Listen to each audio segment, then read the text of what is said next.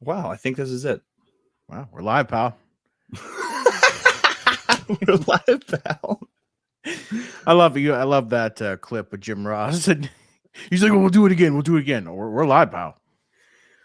He's like, "Oh fuck, and start over."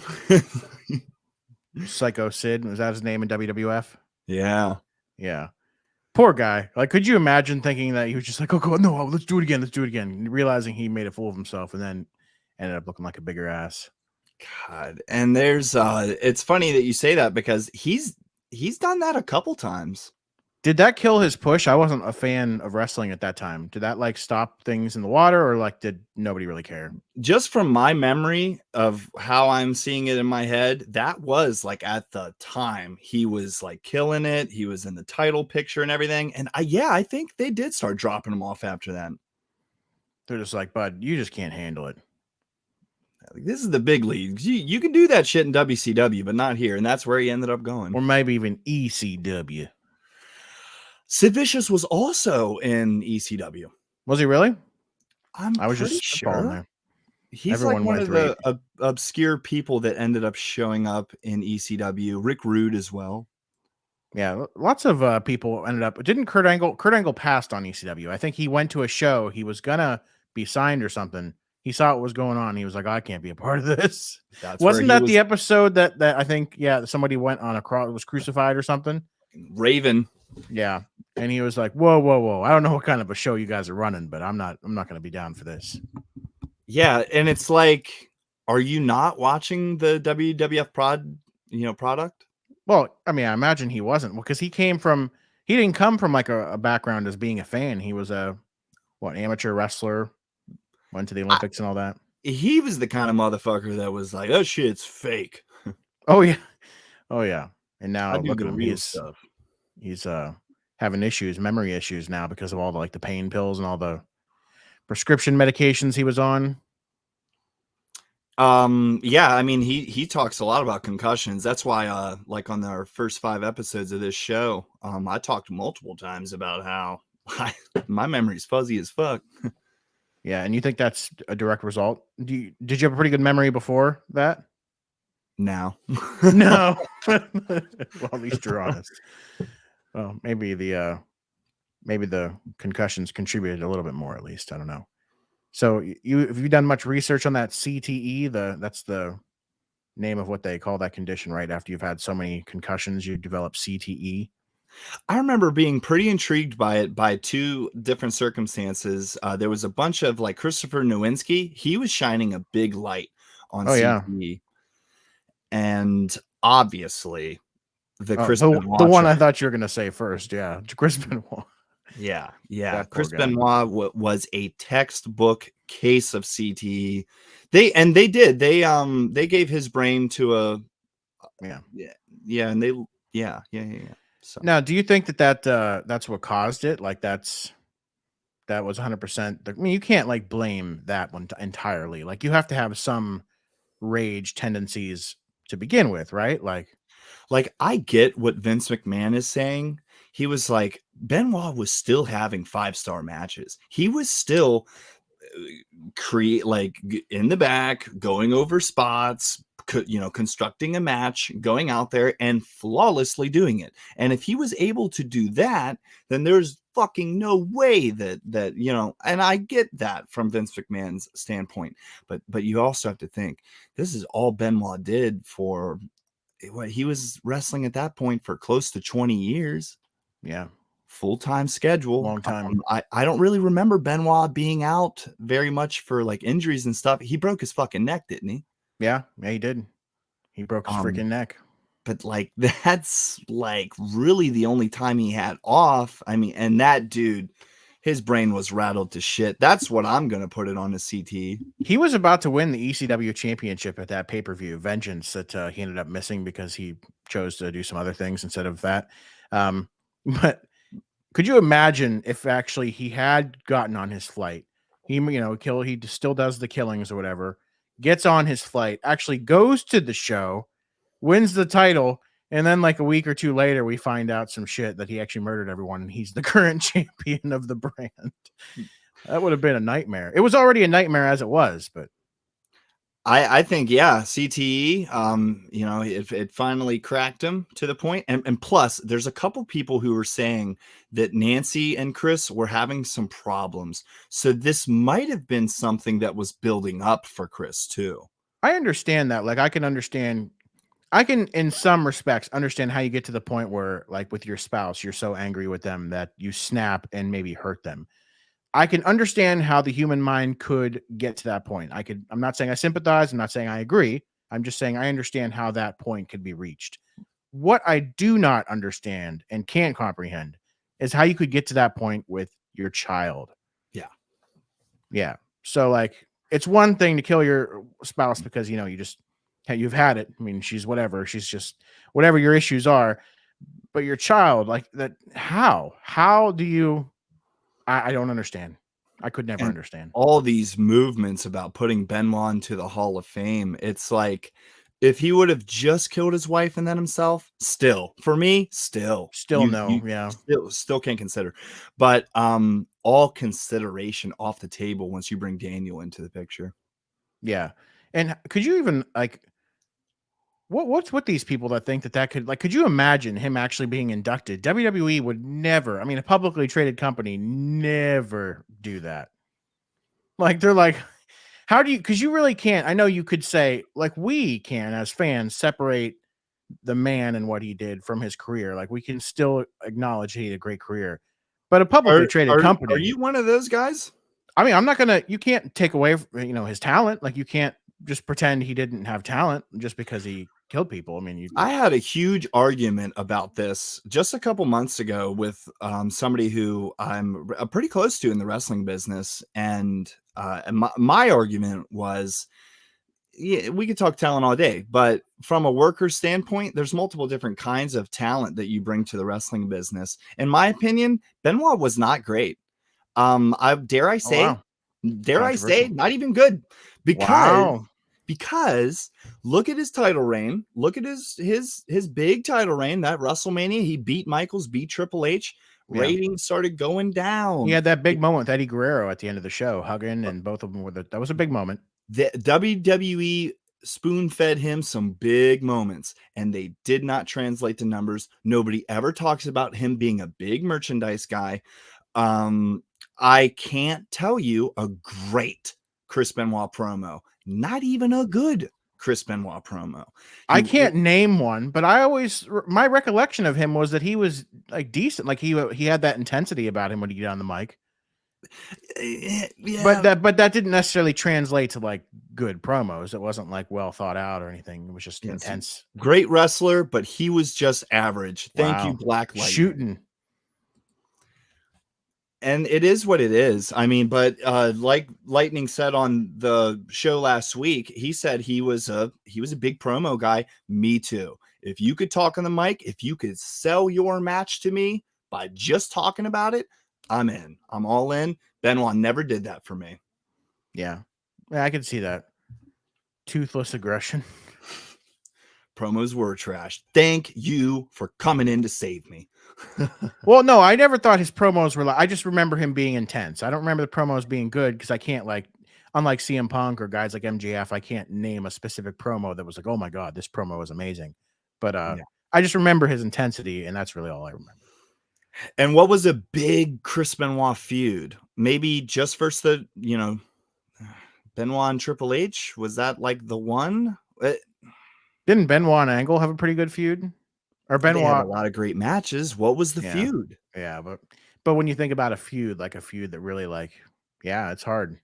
What happened in the locker room? Did Chris Benoit cut up Kurt Angle's dog and feed it to him like Big Boss Man did to Al Snow? We Yeah, remember that shit. I could remember specific, like, yeah, like you said, matches, like a couple different matches where it was like, oh my God, that was a good match.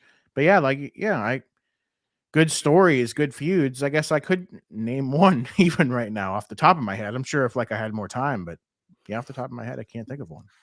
I love. Yeah, Can I maybe just we just say, remember him being better than he was. That's my stance, at least. I remember him being better than he was.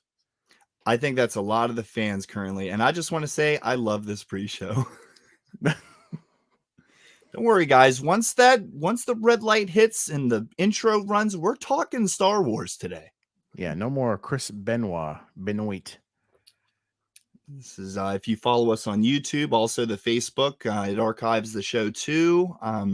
Something for you guys. If you listen to the audio, the podcast, you will not hear any of this shit. The podcast. Hey, actually, but now that we have a couple minutes still, is this a new comment that we got? Yeah, what's Lightning saying? I had the same argument last week with someone. Dude wasn't really, he was just another low budget Bret Hart. Yes. A lot of comparisons to Bret Hart. Though, hey, all day work rate was there. But I mean, and you know what? Bringing up Bret Hart had a couple good promos. Yeah. So. Yeah. So were you not a fan of Bret Hart either, though? Is that what you're trying to say? No. Now I am. As a kid, I wasn't really a Bret Hart guy. I was more of an Owen Hart guy. Yeah. I was more of an HBK guy. I was always you can't be a fan of both. I like WWF, fuck WCW. I like Stone Cold, I hate The Rock. I'm like that with AEW and WWE. Like, I got to pick sides. But I'm like, why can't I just like everything? I could watch a little bit of both, and whatever catches my interest, just watch it. So your modern day would be, I fucking love Darby Allin, hate Sammy Guevara. Yeah, actually, I like both of those guys. But hey, we got a couple of minutes less than before the show. I'm just curious what you think about the current going-ons at AEW. Like, do you think CM Punk's going to come back at some point? You think his goose is cooked? What's your stance there?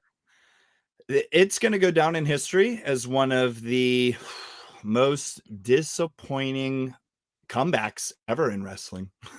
Yeah, if it ends if it just ends right here, yeah, absolutely. Like we have go on, read the comments. We have a big botch reel. We have a bunch of real backstage animosity. There was what Culture Pro Wrestling, they just posted a video about here's 10 guys that fucking hate CM Punk. Like 7 or 8 of those guys are in AEW. I did see that. Yeah, he has botched quite a bit, and I would watch and be like, oh man, and he hasn't been as good as he was 7+ years ago. And I think the thing with me is that if he had just stayed gone, he would have forever had that hype of like, oh man, what if CM Punk came back? And oh my God, I wish CM Punk would come back. And he could just ride that out for the rest of his life. But now that I feel like he's come back, he's soured that pretty good. I don't know. It sucks. Yeah. I think that the WWE really changed him and it made him so fucking bitter. And some people could argue he was bitter before that. We hear about the Ring of Honor stories about how he was a little controversial. We hear about, multiple different stories, but Punk did himself no favors in AEW. Yeah. I mean, me personally, though, just to put a footnote on it, is I hope it's not the end for him as a fan. Me too. Me too. And you know what? CM Punk was my last favorite wrestler before I stopped watching on a consistent basis. Whenever he left, I stopped watching. Yeah. But with that, this is the end of the pre-show, and we're going live with the real show right now.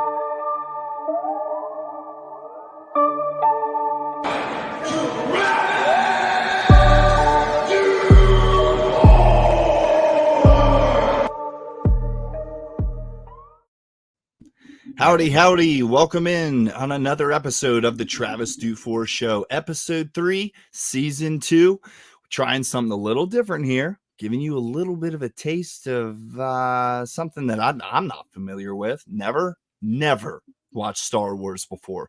But on today's episode, a full review of episode 4, Star Wars. I am Travis DuFour, and here comes my partner, my co-host, Mike Yatsco. Dig it, daddy. What's up, my man?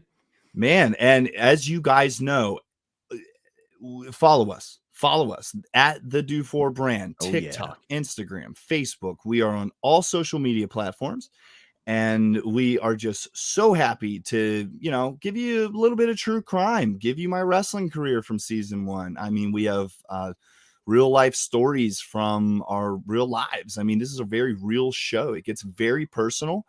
And I think Star Wars is kind of like a personal thing for me because at a very young age, I did denounce Star Wars, and I promised myself at a very young age to never watch it.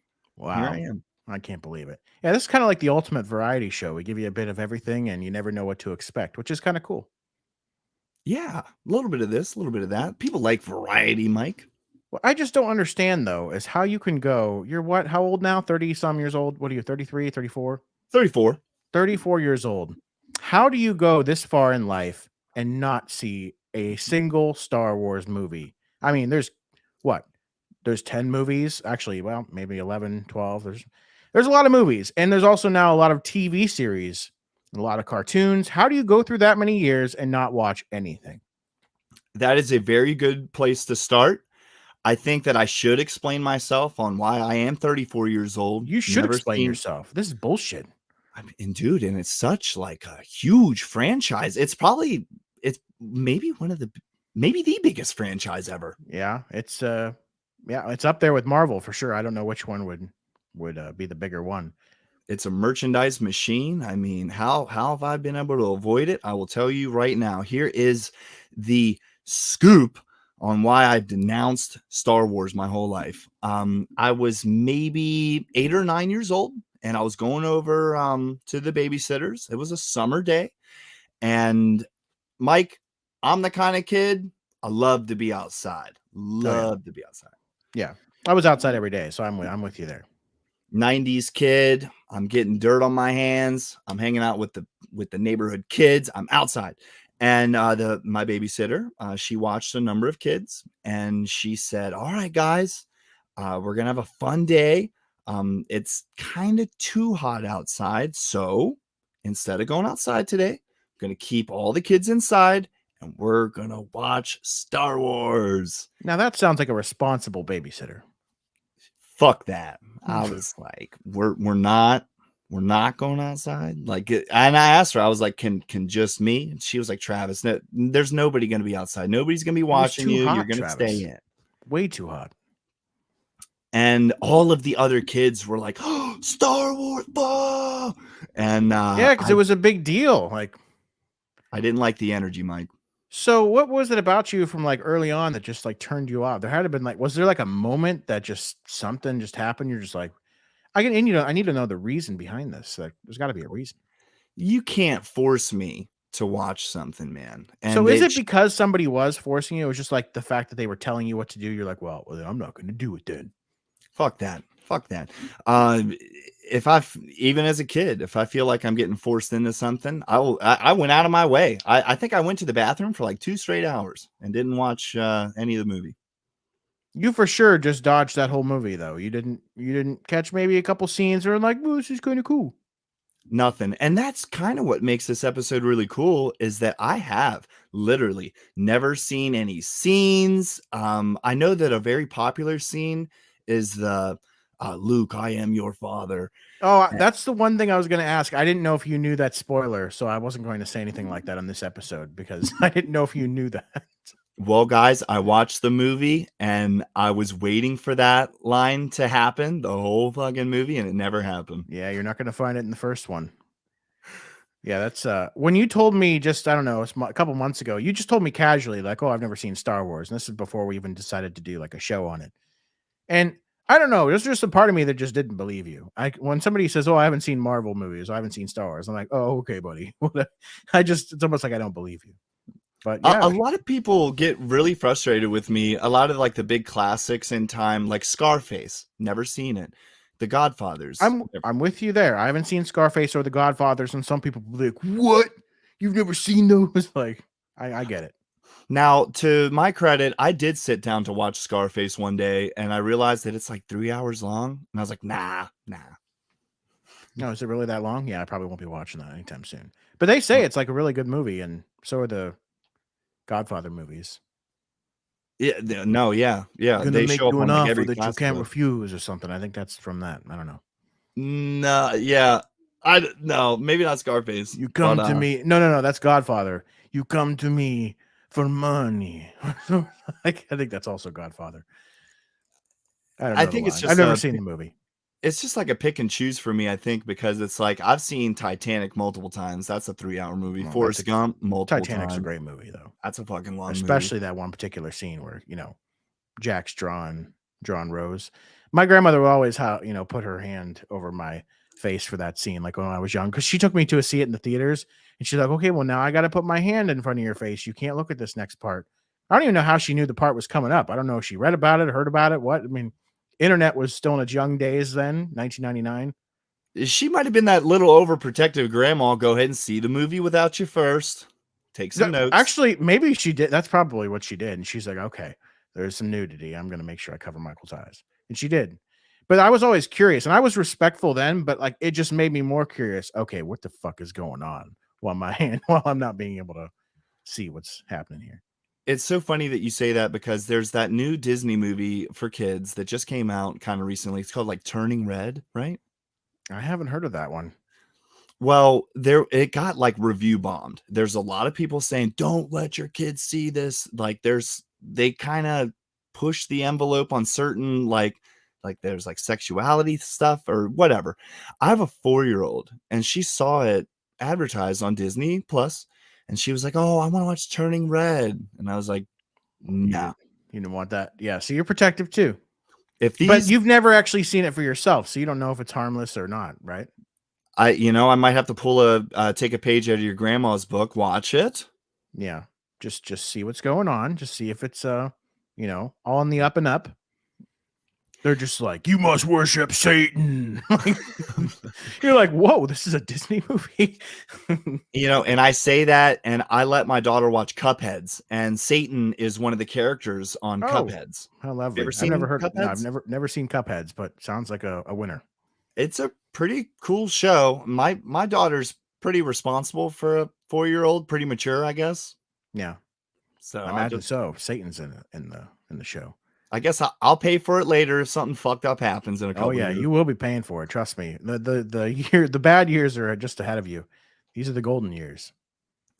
No, but whenever I watch Star Wars Episode 4, my daughter was in the room for it, and I told her, all day, I was like, "Oh, we're gonna watch Star Wars tonight. We're gonna watch Star Wars tonight," and she was excited.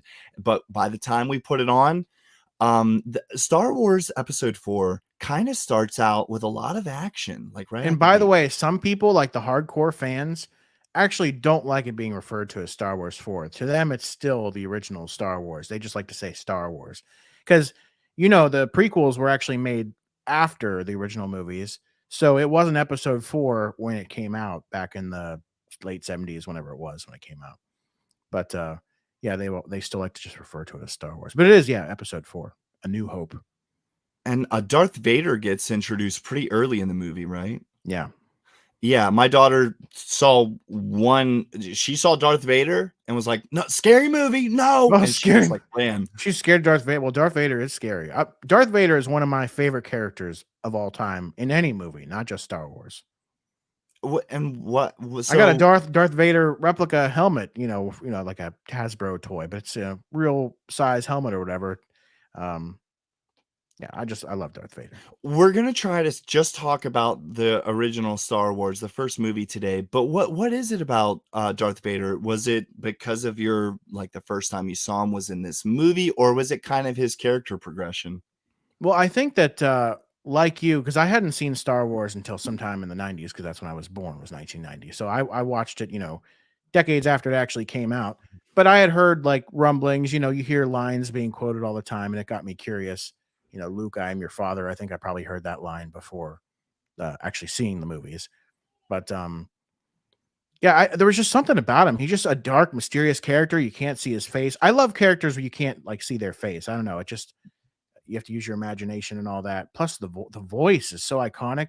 James Earl Jones plays the voice of Darth Vader, and same dude who plays Mufasa in The Lion King, and he's just great. He's just perfect for the role. There's no more perfect voice than him for that role. The only reason why I've ever heard of James Earl Jones is because back in the 90s, I'm pretty sure he was in all of like the AT&T commercials. I vaguely remember that now that you say that. Yeah. And he was just the fucking old guy in overalls, talking on the phone whenever I was a kid. And then you learn later on in life that he's been a voice actor for multiple Oh yeah. projects, right? Yeah. Oh yeah. Oh yeah. probably over 100 or 150. He's done tons and tons of voiceover work. Is he still alive? He is still alive. He actually just retired. He I think he was a part of the new Star Wars show Obi-Wan Kenobi that's on Disney Plus, which I did see. Um, okay show. It was pretty good. It was pretty good, not terrible. That's the thing you're going to learn. Like after the original movies, the quality is kind of like slowly but surely went downhill. I feel like, it's really hard to do a sequel that lives up to what the originals were.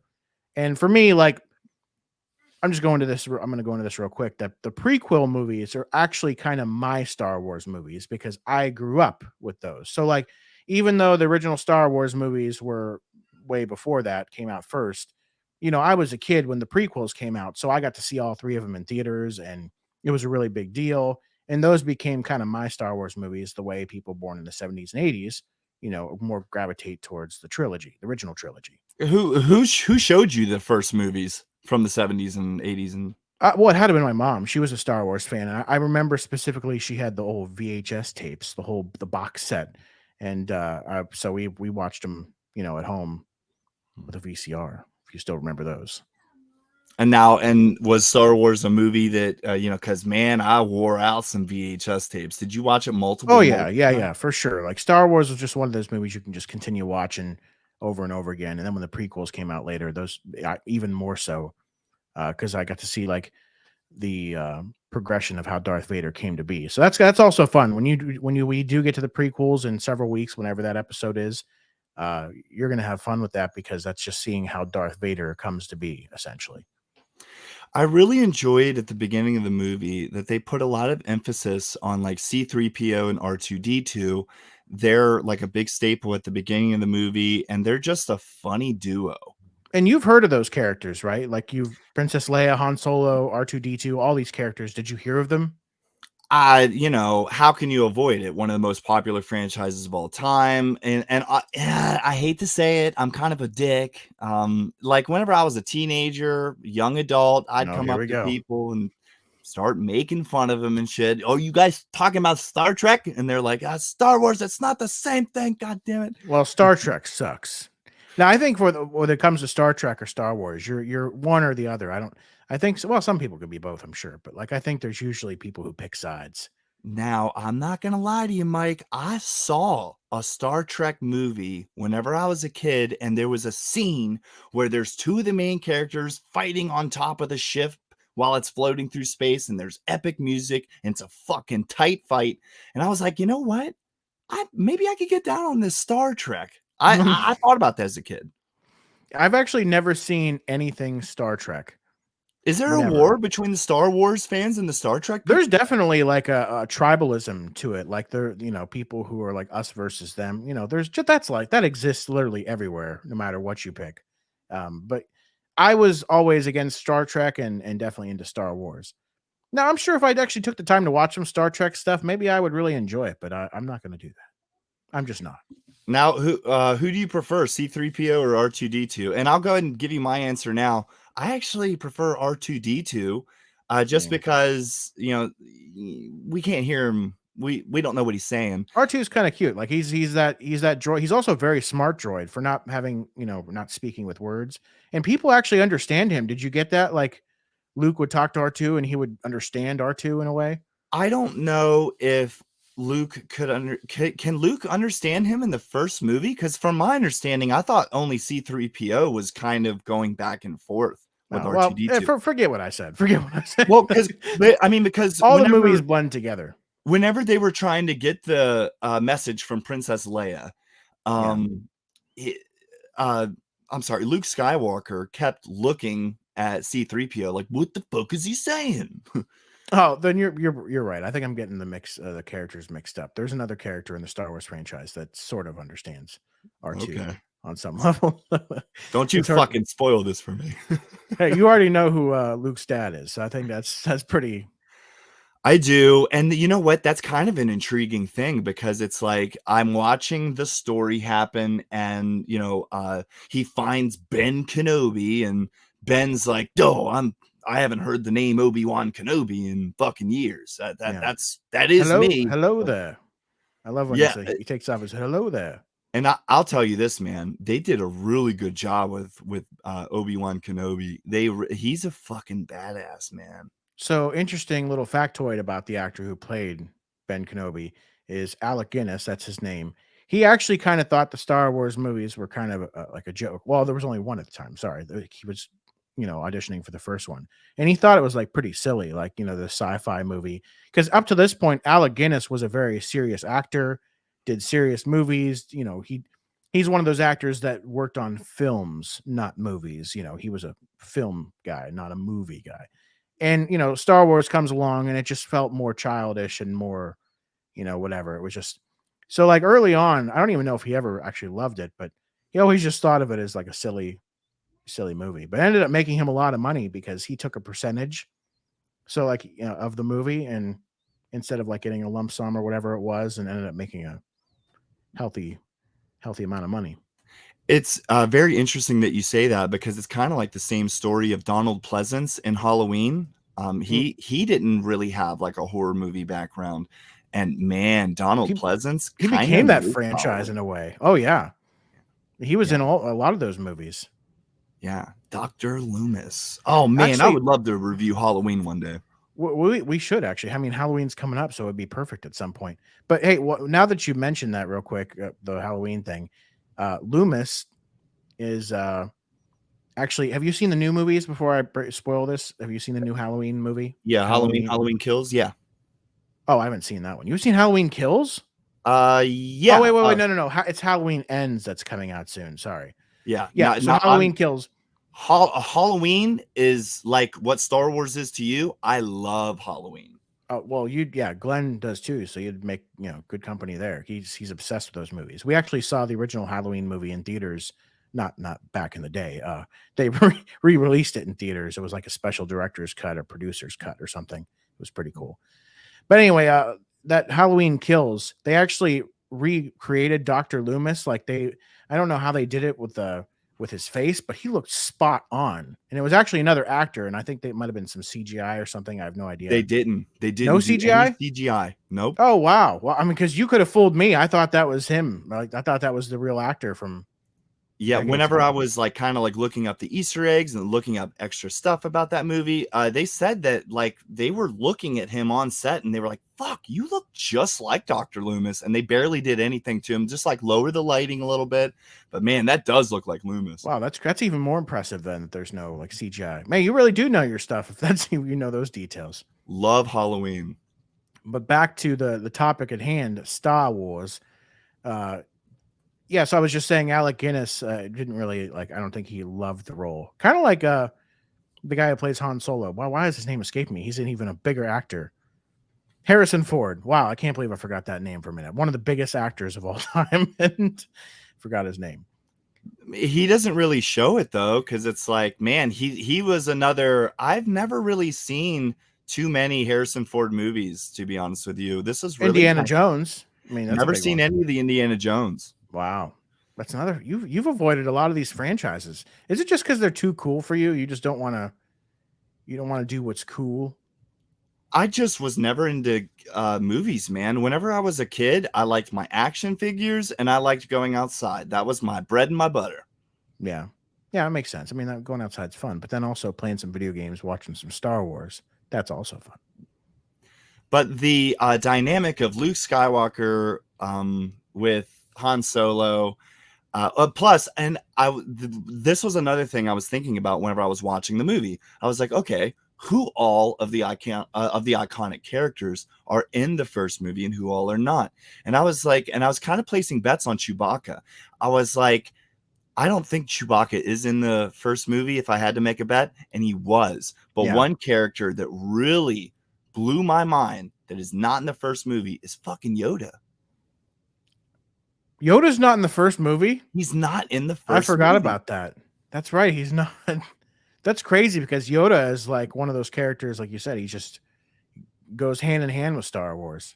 And this is something I wanted to say to you too on this show. If you had to think of the poster boy for Star Wars, it's up for debate. A lot of people would say maybe Darth Vader, but I'm gonna fucking say Yoda is probably the face. That's Yeah. who I I see mean, all the time. Yoda's he's the most wise as far as like, as far as Jedi go. And he He taught Luke. Oh, crap, man, I'm sorry. I he's can't get ahead of he's a myself. Jedi. Yeah. You I mother. I was about to say something else too that happens in the next movie. This is so hard. This is very challenging. It's about Just a reminder, guys. I've never seen any Star Wars movies. in This the is way Yoda was just my kills first take. Darth Vader in the next movie. I'm just kidding. I'm just kidding. I'm just kidding.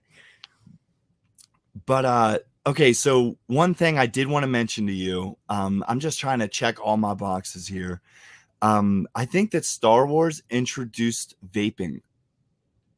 Vaping. Oh, the death sticks? Or what are they? What are they? Whenever I believe it's Obi-Wan Kenobi and Luke Skywalker, they go into that bar, and it's like that like rebel bar where there's like a bunch of outlaws and shit in there. There's people holding like metal tube things. They're putting it up to their mouth and smoke is coming out. Fucking Star Wars predicted vaping. They predicted vaping. Well, it could have been a hookah. Was it a hookah or was it like a did not attach to anything? No, it wasn't attached to Oh anything. wow, then yeah, I guess they really did predict vaping. So That's man, crazy. this George Lucas, man, he was really ahead of the He was a time. visionary, or is a visionary. He's not dead. He was a And, visionary. and the budget for this movie was something in the high millions. And just considering how good the fucking like whenever Luke Skywalker's on what's the thing that he drives? The oh fuck. Oh, you're really stumping me now. You're really asking me some trivia questions. It's He's the taking, you can see it's the Luke and X-Wing. C-3PO. Huh? The X-Wing? I guess. Is that what they call No. it? Oh wait, he hasn't got the X-Wing. Fuck.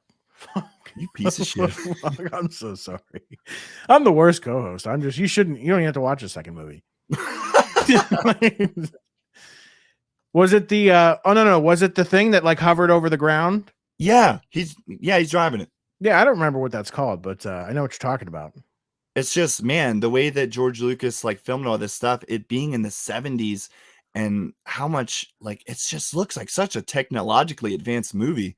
Glenn's saying the Sandcrawler. That's what it's called. Sandcrawler. Okay. And I named a ship that happens some other time later in the story.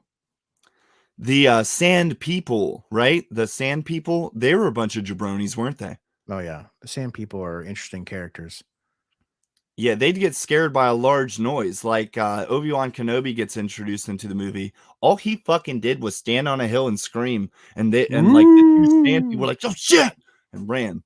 Yeah, that was the part that I didn't. I've actually never liked that part of the movie where he just makes some weird, crazy ass noise. And by the way, something that also, if you ever dive deep into the Star Wars lore and like what has happened, is that George Lucas actually changed the movies quite a few times throughout the years. And by changed, I mean he would go back and make edits. So, for example, that noise that Ben Kenobi makes changed quite a few times from the original. From like a weird like. Yeah, you'd have to go back. There's actually YouTube clips online that compares all the different sounds they've used and will show you shot by shot, like how it looked, what it was changed to. And you'd be surprised some of the stuff he changed. He's like a perfectionist. And that's also a reason that some of the hardcore fans don't like him or don't like what he did, is because they think once something's made, you should just leave it be. Don't mess with it. But he was the type of guy where like, no, I want to mess with it. I want to make it perfect in his mind. It's his fucking movie. Oh, it's called Land Speeder, so he was wrong, but he's right. Right, it's on Land. But we're both like Sandcrawler. All right, that sounds right. All right. But yeah, that's crazy. So they've changed so much, and I actually encourage you to watch that sometime for the first movie and see what's changed, so you can kind of get a feel for what the original actually was. Let me ask you this: did George Lucas write this movie just him? That is a question I don't have the answer to. Okay. Glenn might. I'm not sure. I mean, I would imagine yes, but I'm sure everybody always has help to a degree. I saw that he gets the directing credit, so he fucking directed the whole film, right? Oh yeah, yeah. And I think in later movies he didn't take the full director credit. I could be wrong. And he also did E.T., didn't he? He's done a couple big films. No, E.T. was Steven Spielberg. Oh, okay. Yeah, Yep. George Lucas and Steven Spielberg. I get them confused with each other sometimes. I used to do that too. Yeah, back in the day, I couldn't tell the difference. I thought like George Lucas made Jurassic Park at one point. That's also Steven Spielberg. I could have sworn that George Lucas made Borat, but that was somebody else as well. Apparently, George Lucas directed 6 of the Star Wars movies, so I was wrong. He actually did direct more than I thought. Well, I mean, he's got to be an old dude at this point. He probably didn't direct the last couple films. Yeah, well, yeah, the last 5 or yeah, probably the last 5 he didn't direct. Ever since he sold it to Disney, he's been on the outs. So Empire was See, directed yeah, by. Glenn's really good with this. So these facts. He really knows his film stuff. So apparently, Empire, the next movie that you're about to see that I've spoiled a couple details of, A was different director? directed by Erwin Kershner. What? And then the third movie of the original trilogy was directed by Richard Well, Marquand. why wouldn't he direct the next movie? I don't know. I think if I remember correctly, and Glenn can obviously correct me, and I hope he does. But I think it was really a stressful experience for him, and he wanted to take more of a step back. I think I read that at one point. So Man, I can only imagine because this movie is a masterpiece, and you can tell George Lucas fucking gave it his all for this film. now, what did you think of some of the? You said you liked the effects. You think they still hold up? I think so. Yeah. Yeah, I think so. I think, and it just kind of makes me miss how cinematography used to be, because whenever you look at movies now, they just seem fucking overproduced. Yeah. Oh yeah, for sure. Everything is very, very CGI heavy. Not that Star Wars didn't have some of that too, but I mean, and whenever they're the sand people, or not the sand people, the stormtroopers, they're like riding on dinosaurs and stuff in the desert, and oh that yeah, shit looks good. yeah. That's the cool part about Star Wars is they got some interesting creatures and many more creatures that you'll see over the movies and shows. So when you were introduced to, like, I want to hear your thoughts on Ben Kenobi overall, because I kind of went off on a tangent a bit ago when I was talking about like how the noise has changed. Like, so you were introduced to Ben Kenobi. Like, what's your overall view of him as a character? Knowing what I know about Darth Vader, him being Luke's dad, and Ben kind of saying, "Yeah, your father was a Jedi, and he was fucking one of the best pilots, and he also, got seduced by the darkness."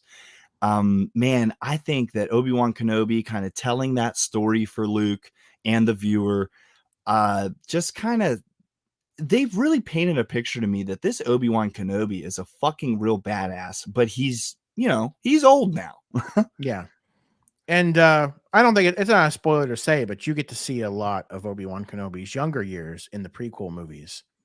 So, Now, whenever Darth fucking hits him with the lightsaber, first of all, Obi-Wan Kenobi fucking let him do that. oh yeah, yeah, What did that kill him?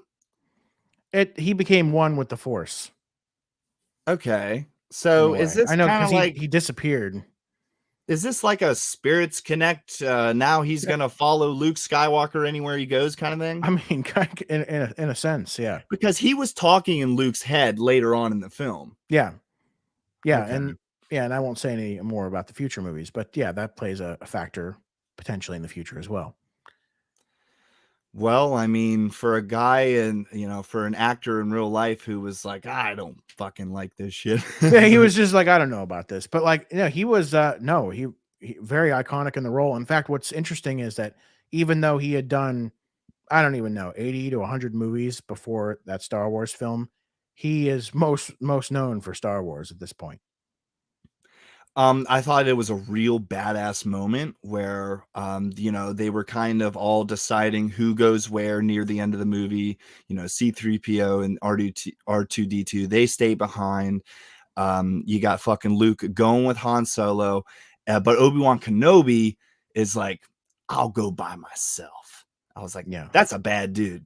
Oh yeah, he wasn't afraid, and he and Vader have history. So, And my favorite line of actually when he faces off with Vader, it was just like, strike me down and I will become more powerful than you could imagine, or something like that. I guess that's kind of foreshadowing the future. Yeah. And, and it would have really sucked if this movie went to theaters, it tanked, and there was a never another one made. Could you imagine if it just people were just like, this movie's stupid? It's like, I just have too many questions. I fucking don't know what's going on. What a waste of time. So, you got to see Princess Leia, correct? And that was what was Yeah, your opinion of Princess Leia's character? well, I just love how, you put a gun in her hand, or, the laser shooter. You put a gun in Luke Skywalker's hand, Han Solo. They're great. They hit their target every time. But Here we go. these stormtroopers, man, how the fuck are they training? The Empire was very desperate for help, and so like they were just fast tracking them through the training. They were just like, we just need foot soldiers, and we need you out there now. They're like, well, I really never shot a gun before. It's fine, you'll be fine. It kind of sounds like what Russia's doing to their people right now, sending them to Ukraine. Oh yeah. Just fucking go. Just go. You'll be okay. Oh my Just God. point and shoot, and hopefully you hit something. Art But that's why there's imitation. so many stormtroopers, is because they're going to miss their targets, but one of them is bound to hit something. The Death Star is really impressive to me. It houses all these stormtroopers, and so the dudes in suits, what are they called? The like the commanders, or Yeah, I guess they're just commanders, generals, and shit. yeah, commanders, Jenny, yeah, basically that. And I'm sure you saw Moff Tarkin. Who's he? Well, that's my bad. That's my bad. So I was working late last night, so I didn't actually get to rewatch the movie. So I'm just naming all kinds of shit from the next couple movies left. Now, was that like the dude who actually runs things, like Darth He was Vader? like the older guy. It seems like Darth Vader kind of goes back and forth with this other older guy who seems like a general. That's Him? probably that's who I'm talking about. Yeah. Yeah, and he has a couple face-to-faces with Princess Leia. He's like, tell us where the fucking rebel base is. Yeah. You may fire when ready. Did he say that? Yeah. Yeah. So like that, they yeah. did end up destroying a planet. Was that Princess Leia's That was fucking Princess, home? yeah, home planet, yeah. Man, Those bastards. They're heartless.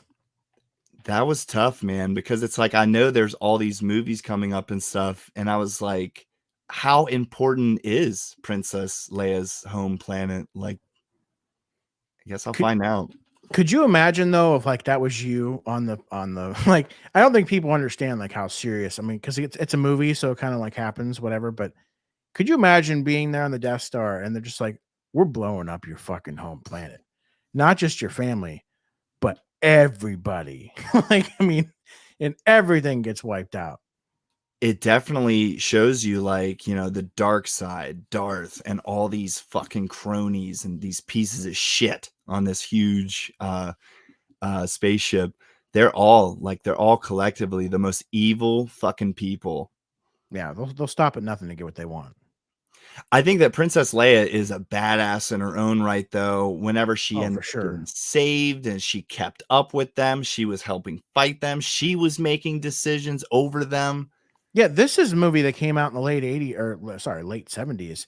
And yeah, she's not a damsel in distress. She's an actual, she's a feminine or a female character that is strong. And before, even the mainstream feminism became a thing. Yeah, I didn't even think about that. And not even in a down your throat way. She was just a badass that everyone could relate to and have fun watching. In my opinion. But she's still got that soft side too, because her and Luke giving each other the googly eyes, and Han Solo trying to get in there. Oh yeah, a little three-way action. Yeah, that whole three-way relationship gets interesting as time progresses.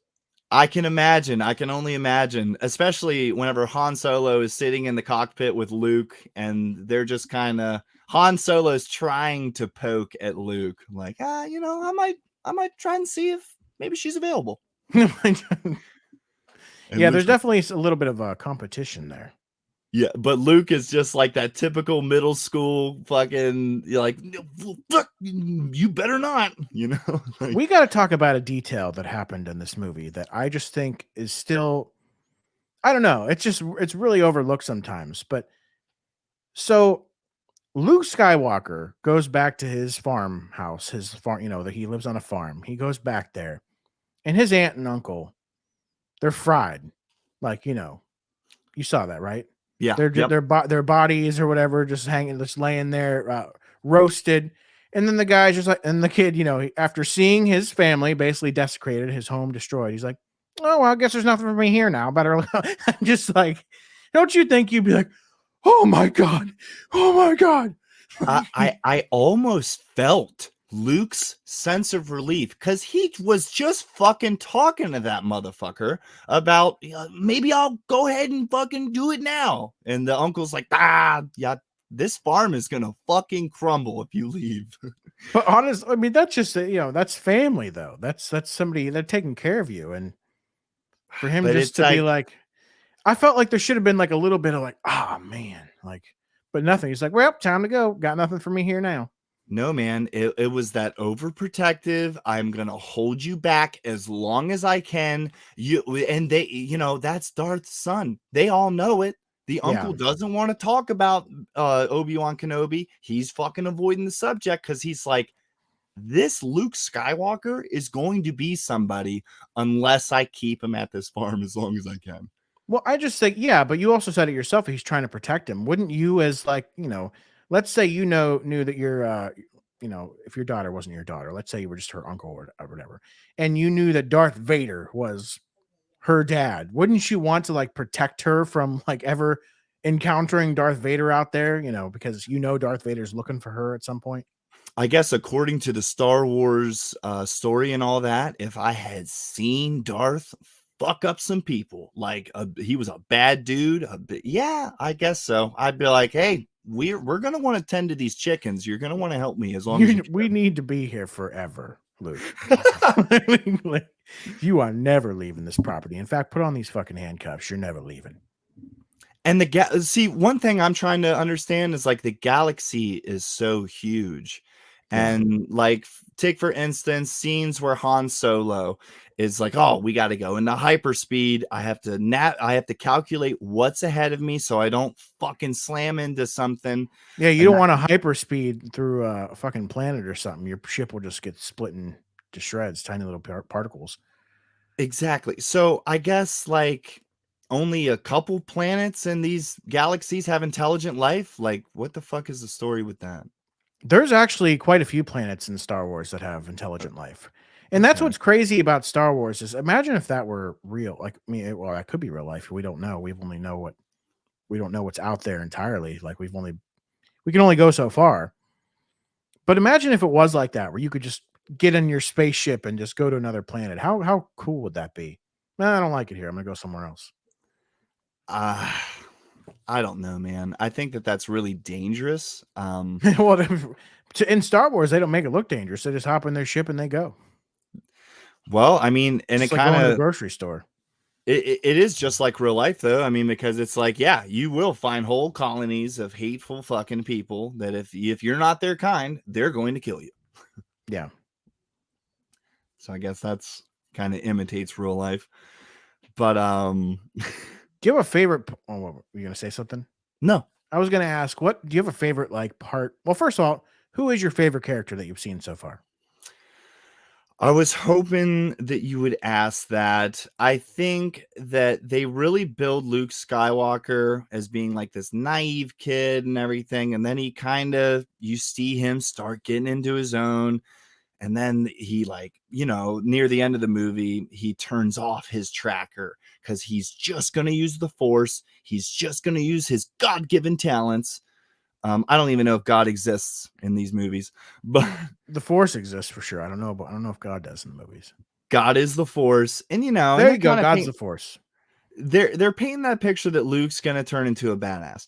But I'll go ahead and tell you, Han Solo is probably my favorite, just because of like he has an interaction in that Rebel bar where he has to kind of stall for time while this dude's asking for who's the big fucking Guido. yeah, Is that yeah, that's who he ends up killing. Yes. yeah.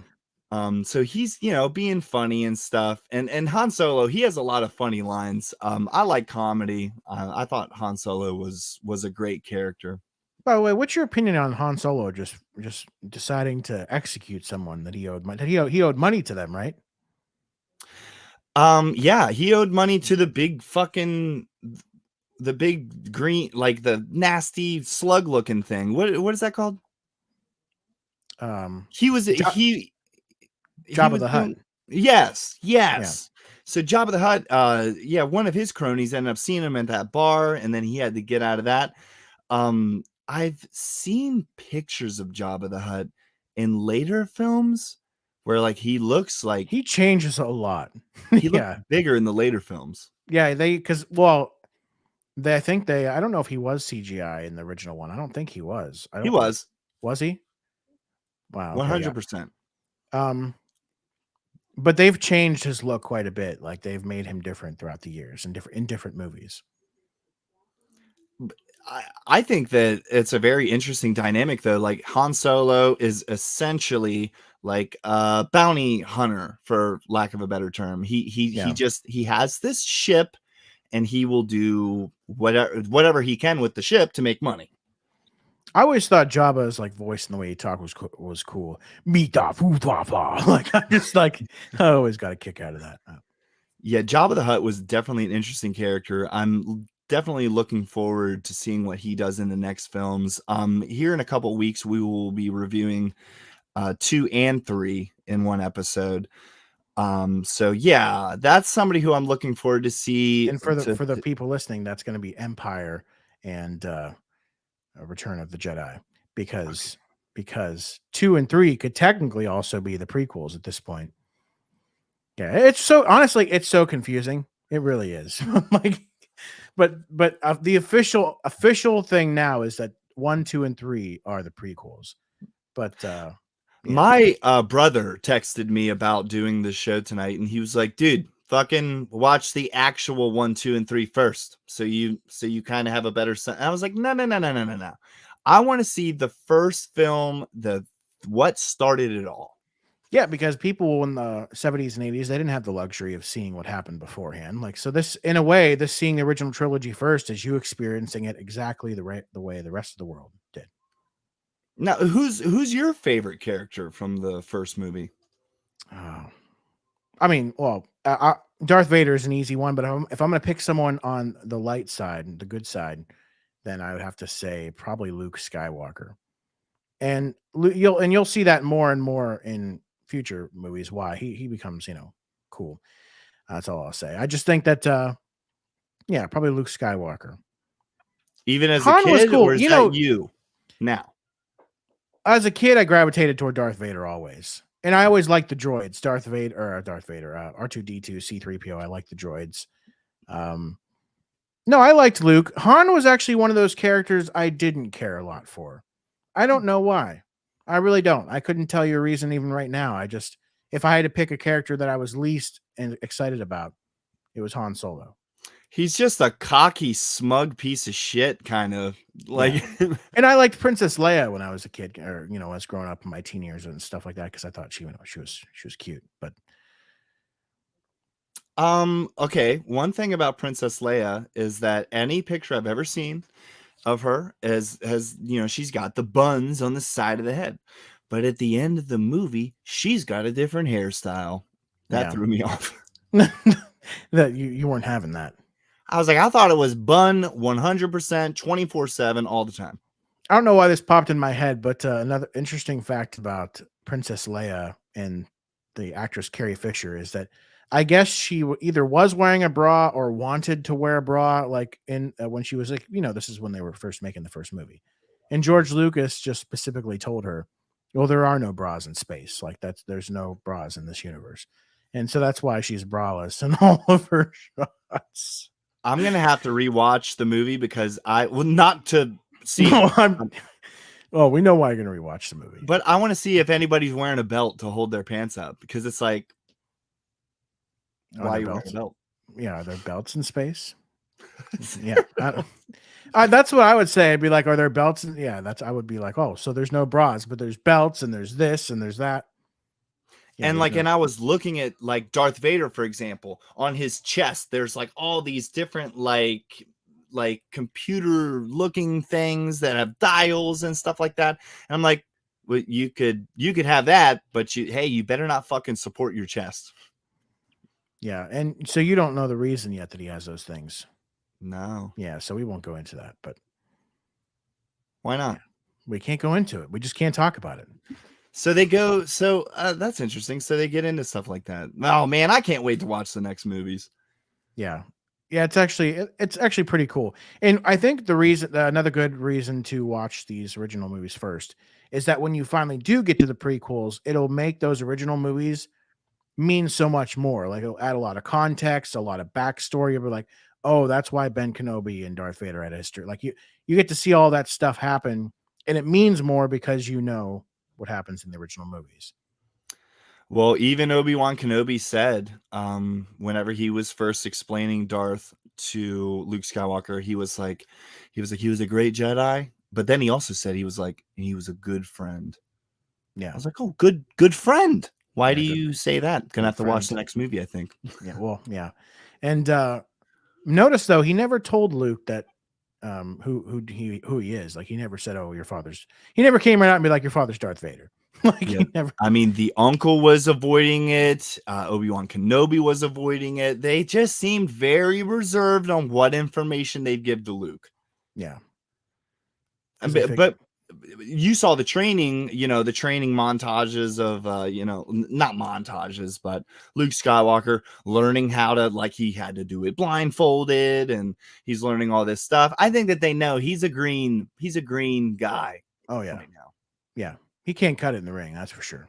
Yeah. Don't overload this kid with too much. Don't go to the top rope just yet. We got a bump first. Yeah. And I was trying to think of what else that Ben said. Oh, so when when Vader and Ben faced off, another famous iconic line that I love is when he says, when I last saw you, I was but the learner. Now I am the master. Yeah. Yeah. So, and like lines like that will mean so much more when you get to like the future movies. Okay. It was one of the first scenes with Darth Vader too, where it's the first time it's introduced that he has some kind of like a choking force, I guess you could say. This dude is just kind of down talking Darth Vader. And I was like, oh, fuck. Darth starts walking over to him, just puts his hand out, and you physically like see this dude's neck start like changing, and he just starts choking from, I guess, this force choke. Yeah, That was that's exactly what it's cool called. moment. Yeah, that's you don't mess with. First of all, who are you to get off on talking to Darth fucking Vader like that? Like, and that guy, did he really think he was just going to get away with just talking to him however he wants? Like, he had to have known something bad was coming. I've seen a couple people act like that before, and it's because maybe they didn't get enough sleep or they didn't have their coffee that day. It might have been one of those days for him. Yeah, well, he picked the wrong day. And Darth, whenever he has them, he says, what the fuck does he say? He's like, your lack of faith Is disturbing. Yeah. I was like, dude, this Darth Vader dude, he's got a bunch of great lines. You know what's also interesting is if you ever feel bored and want to check out YouTube, the guy who voices Darth Vader was not the original guy voicing Darth Vader. In fact, it was like this Australian guy or something like that, and it sounded really weird. And like Arnold Schwarzenegger. No, not Arnold Schwarzenegger. I might even be wrong. It might not be Australian. It was either British or Australian, one of the two. But David Prowse was his name, I believe. But like, so that was the actual man in the suit was David Prowse, and he would voice all the lines. And then later on, they were dubbed over with the voice that you hear now. But the voice was actually very different, and you can hear the original voice in YouTube clips. And it's a very ridiculous sounding voice that does not sound intimidating. And I think as they were making the movie, they were like, this voice isn't working. We need something else. I don't know if that was the original plan to replace his voice or what, or if they like midway just thought, man, we got to figure something out. This ain't gonna work. My mind goes straight to, your lack of faith disturbs me. Oh. Oh, sorry. Oh. Yeah, that would change the dynamic of the whole film, I think. It was just like, yeah, an Australian was, yeah, I want them alive. No, I'm not even doing it. No, you'll have to look up the voice on YouTube, and it sounds ridiculous. I'm so glad that that's not what they went with. And it sounds like somebody yelling from inside of a helmet too. It doesn't even sound good. Like down a hallway in a helmet, like the fuck. I was, now to be honest with you, I was trying to avoid Googling or YouTubing like a lot of different like Star Wars stuff. I just wanted to watch the movie and then do this review. Have a fresh take, yeah. But I think after the show today, I'm gonna look up like cool shit like that. Now that I don't hate to say it, but it surprises the fuck out of me that I enjoyed this film so much. Did you go into it thinking, I'm going to hate this? Like, did you go in with a negative mindset? Open-minded. I was like, well, you know good. What? I've been told all these years, there's all these films I haven't seen. I'm going to fucking give Star Wars a real shot right now. Yeah, you gave it a fair shot. That's good. Because a lot of people will just go into it and be like, I'm going to hate this thing. I'm going to hate it.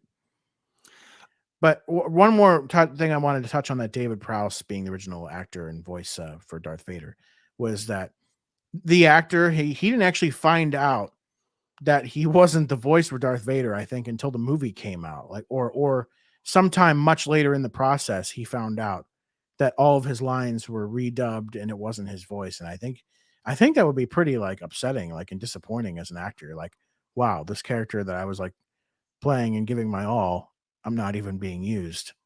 It's just me under the mask. He finds that out 1 week later. He checks the mail. The paycheck's in the mail. It's half of what he agreed on. Like, there's like, your services are no longer required. He's like, what the fuck? What? Oh man. Well, I mean, hey, there's no reason to ask why. George Lucas was in the editing room and he's like, this shit sounds bad. Well, you'll see why. Yeah, you listen to it on YouTube, and if they had gone with that in the movie, I don't think that Star Wars would have worked out for anybody.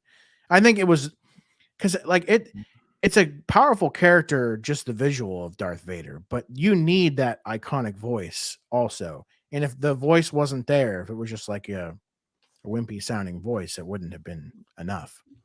Now, to me, it kind of sounds like there's even some post-production on Luke Skywalker.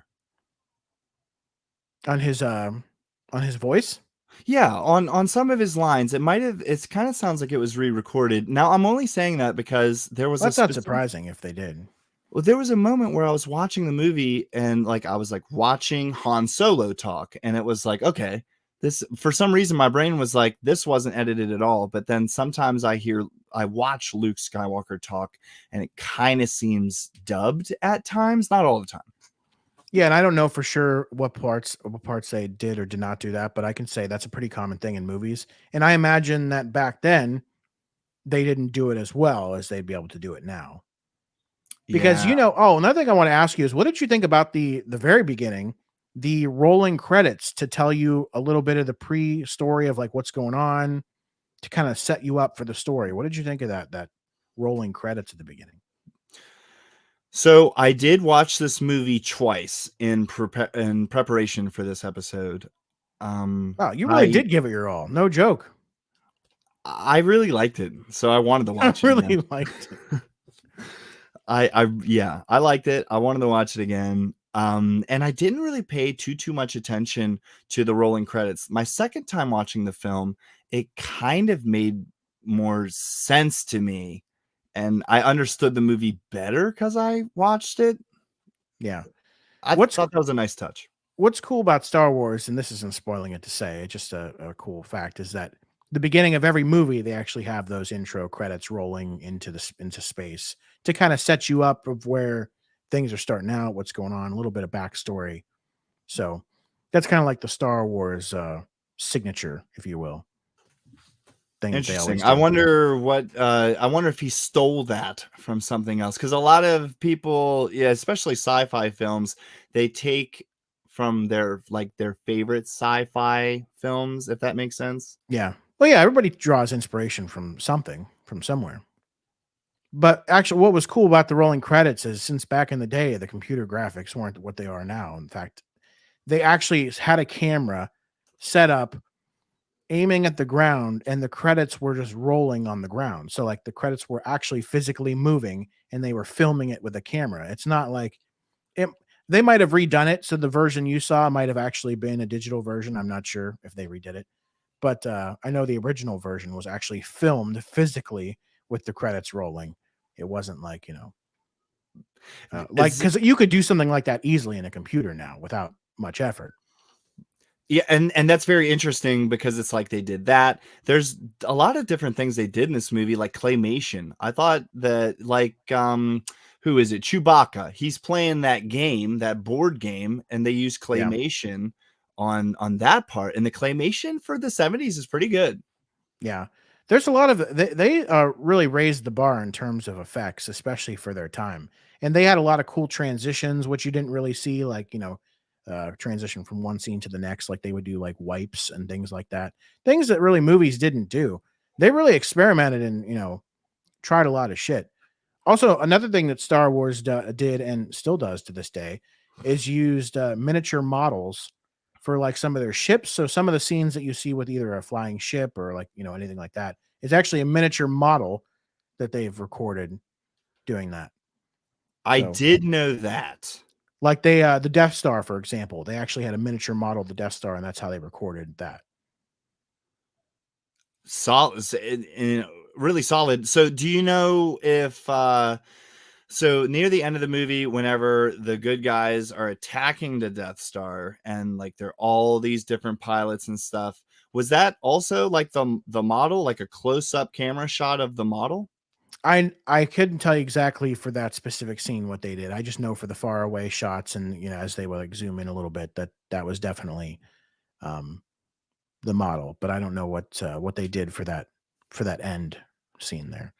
I do wonder where they film like the desert scenes because there's deserts here, you know. Yeah, yeah, you can find the desert anywhere pretty much in the even in the United States, southern United States. So, yeah, I don't know where they filmed it exactly, but they did a really nice job of making it look like some other planet, though, no matter where they shot at. Let me tell And you who my least favorite character was. oh boy, Chewbacca. Fuck him. really, a lot of people love Chewbacca. He might be really fucking cool in the next movies, but I don't think that there was enough like character development given to him. Yeah, We were just to assume he's a bad motherfucker. Like whenever he's playing the game and everything, and they're like, "Oh, you might want to let Chewbacca win because the last person who beat him, like Chewbacca, ripped his fucking arms out of his sockets." yeah. Well, there's a lot more Chewbacca to be seen in future movies. I'll just say that. I didn't like the costume. Yeah, you just did it not look good. Didn't look good. I didn't. Yeah, Dude. I mean, and it looks like they put so much fucking time into making everything look really good. Like if you see the stormtroopers on the ship, they are fucking clean white suits. They look sparkling clean. But if you see them in the desert, they're fucking dirty, scraped up and stuff. And it's just Chewbacca. I don't know who was in charge of making his costume. I didn't like it. but you think he should be fired or should have been fired? It's just and is Chewbacca like is that like his own kind of race kind of thing? Is there multiple different kinds of Yeah, Chewbaccas they're out there? Wookiees. They're Wookiees. Wookiees, yeah. The That's a race. rookies? Are you mispronouncing No, rookies? no, he's not a rookie. No, he's a Wookie. Have you had too much to drink tonight, Mike? They're Oh yeah. Wookiees. Oh yeah, I got my vodka right here Oh hell yeah! with a straw. With a bendy straw. I mean, to Penny Straw, nice throwback there. Well, yeah. Yeah, I'm not, maybe I'll change my mind about Chewbacca, but yeah, I wasn't a fan of him. Now, I see that they made a baby Yoda. Did they make a baby Chewbacca? I can confidently say there is no baby Chewbacca yet Okay. All right. ever created. But yeah, so Baby Yoda then. So of certain things in Star Wars. Well, also, well, I mean, come on, man. Who got marketed better than Yoda? And then once Baby Yoda came out, there was pop figures of Baby Yoda. You couldn't go into a fucking like a bookstore, Books a Million. You couldn't go anywhere without seeing Baby Yoda. Oh yeah, he's like the new Mickey Mouse. Like just he's the new Mickey Mouse essentially for Disney. I guess I'll Yeah. find that out. Yeah, he's well actually you won't find that out for a long, long time, and I'll tell you why. It's because Baby Yoda is not in any of the movies. Like he doesn't Baby Yoda doesn't come to be until the Mandalorian TV series, which is very good. The Mandalorian that's part of the Star Wars, world. Now I love my social media, man, and I saw the hashtag Mandalorian. I saw that a lot in the last year or two.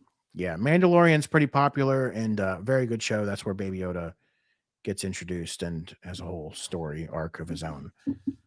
But who was the original owners of Star Wars? Because I know Disney owns them Lucasfilm, now, right? yeah, Lucasfilm, which was George Lucas's company, owned it, and now Lucasfilm is owned by Disney.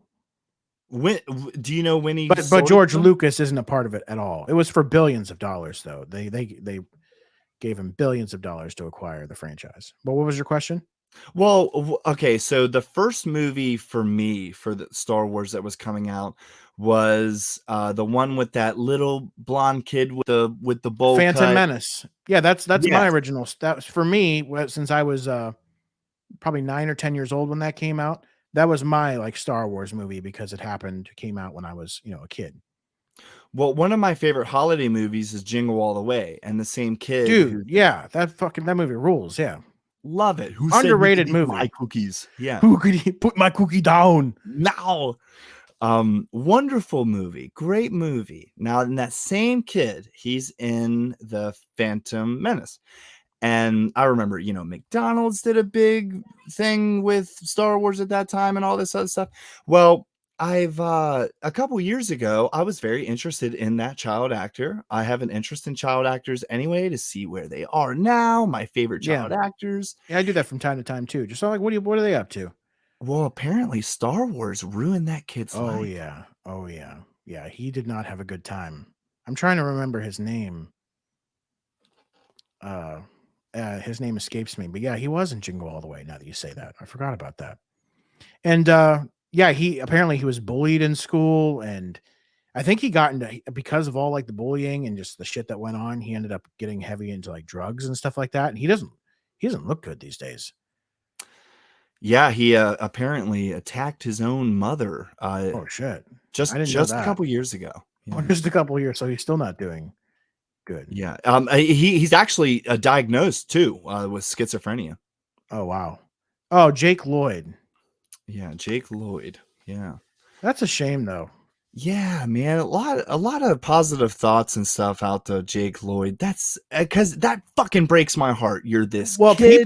The fans shit on him in that movie. They said, well, they picked the worst kid to play him, and thousands and thousands of kids fucking auditioned to play that part. And Jake Lloyd came in there, gave it his all. He was probably so excited to like making his parents proud, his family proud, and then it ruins your fucking life. Do you know who Jake Lloyd plays in the Phantom Menace? No. Okay. Don't tell me. Because I'm gonna watch Phantom Menace. Okay. He plays an interesting character. I'm not gonna say anything more than that.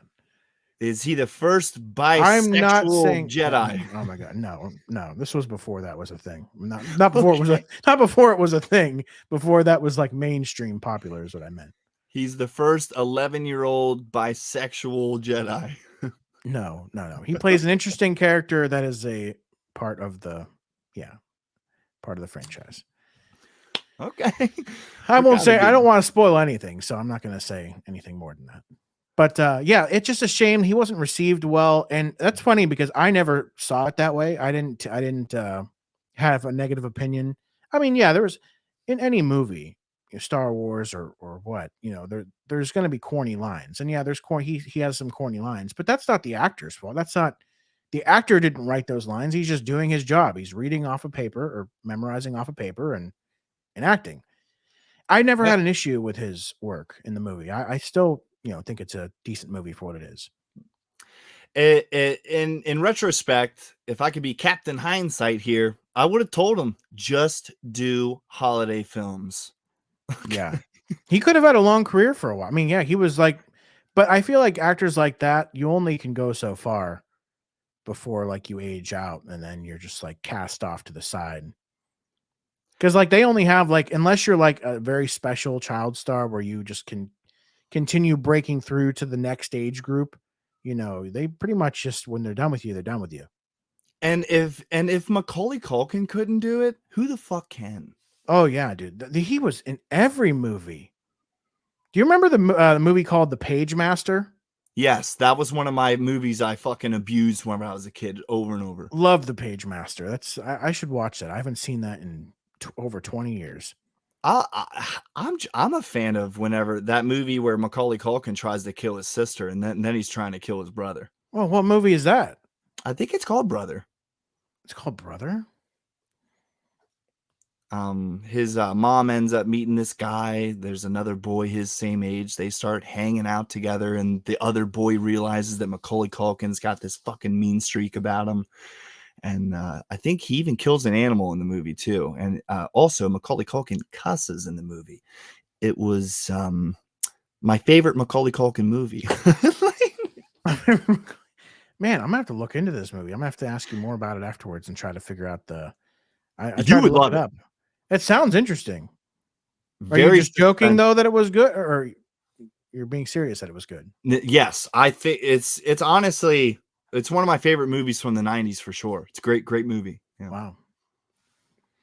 But let me ask you this about Star Wars. Star Wars, was it a success right out the gate? I believe it was. I believe it was a hit right off the bat. I mean, I could be wrong on that one, but from everything I've read, that it was a like a fast track hit right away with Because we people. mentioned Halloween earlier. Halloween came out and it bombed. And I think it caught on a couple weeks after it came out. Then it blew up. Well, a couple weeks after still isn't that far.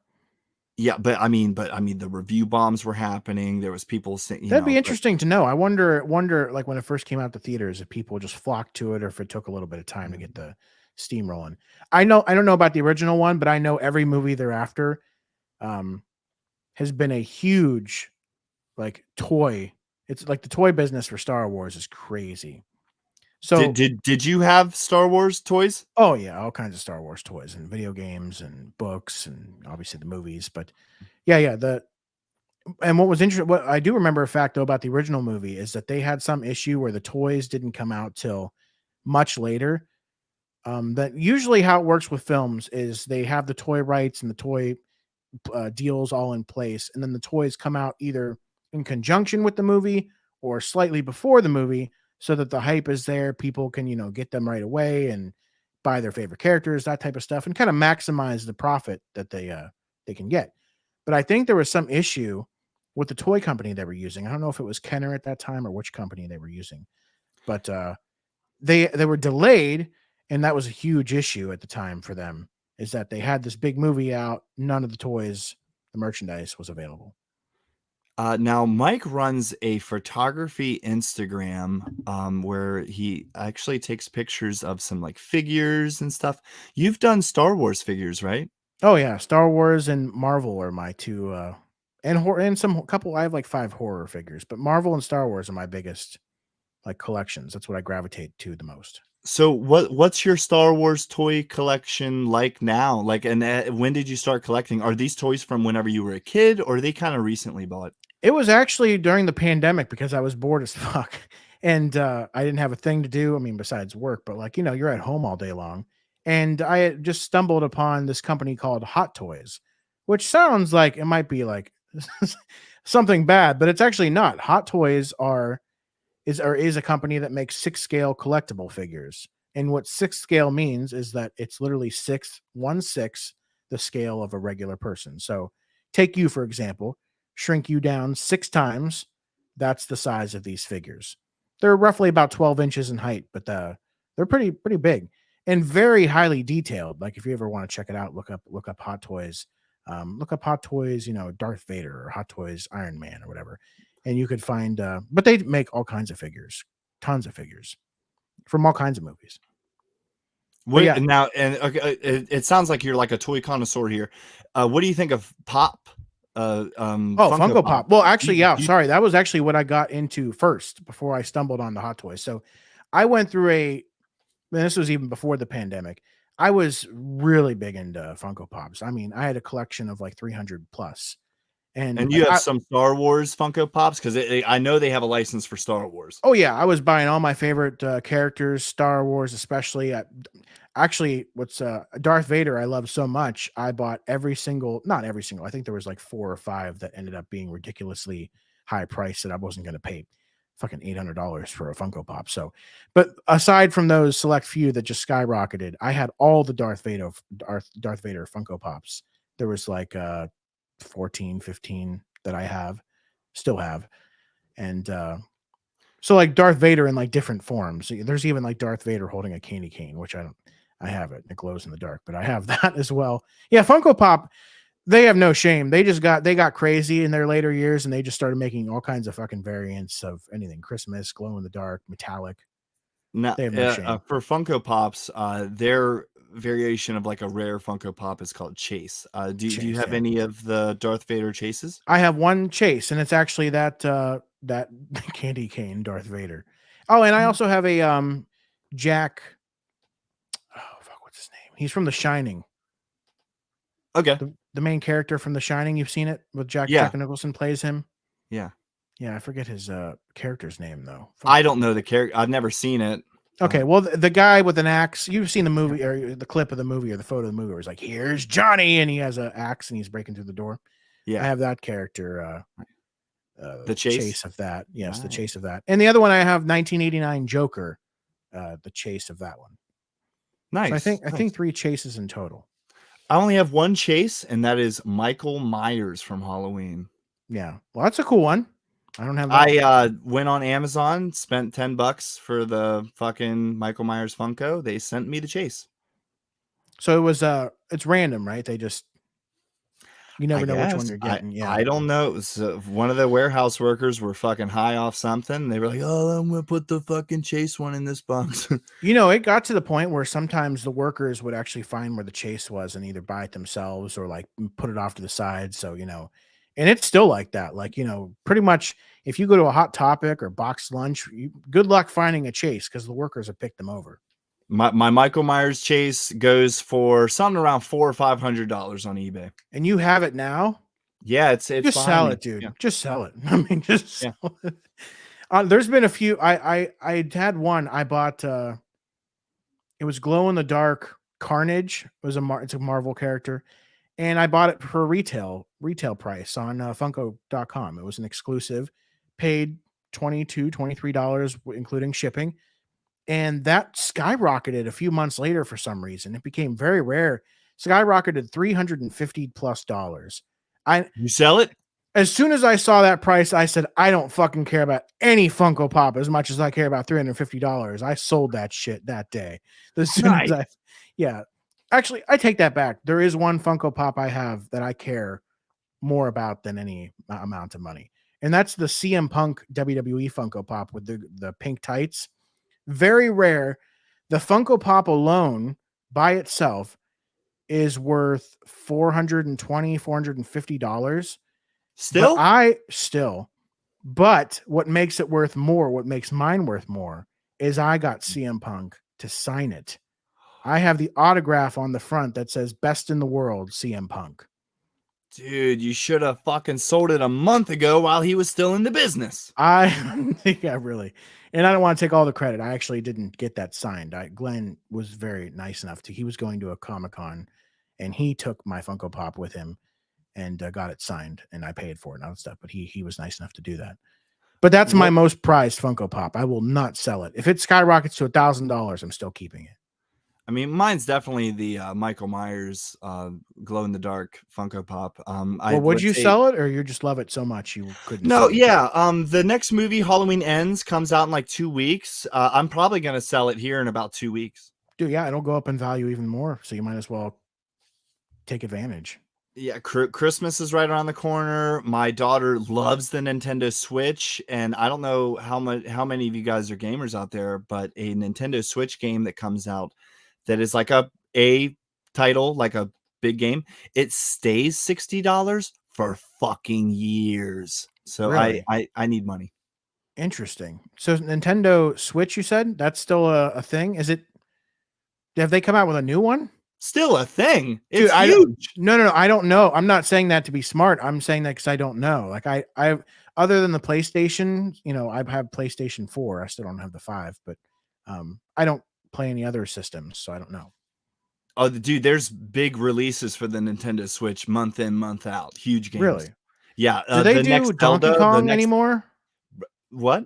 Do they do they still do Donkey Kong, or is that not a game anymore? Yeah, not so much. The next big games that are coming out is like Breath of the Wild 2, which I don't know if you remember. Breath of the Wild was game of the year across all platforms. No, I don't. I don't even remember what that game is. So this Zelda? Oh, Zelda. Oh no, I know what that. Yeah, I know. Well, why don't you just say that? You got to get all fancy. No, I'm a big Nintendo guy, man. It's just these are the easiest games to play with my daughter. That's the only reason why.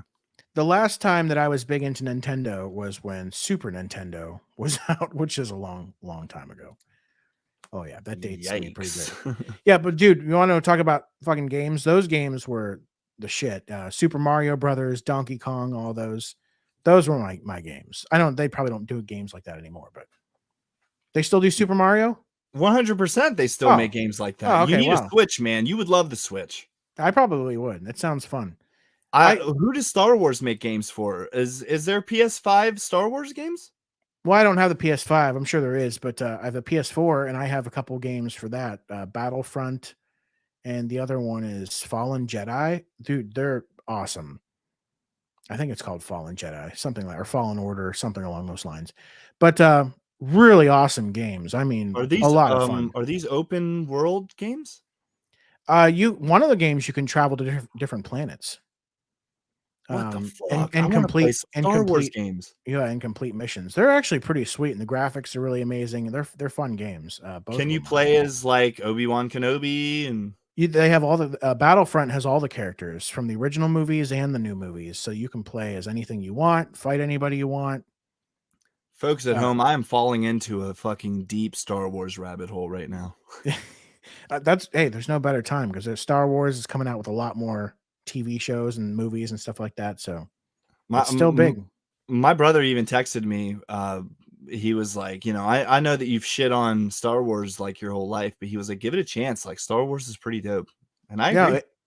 it really is. Like, I think that I was one of those people way back when that Marvel. I was like that with Marvel, for example.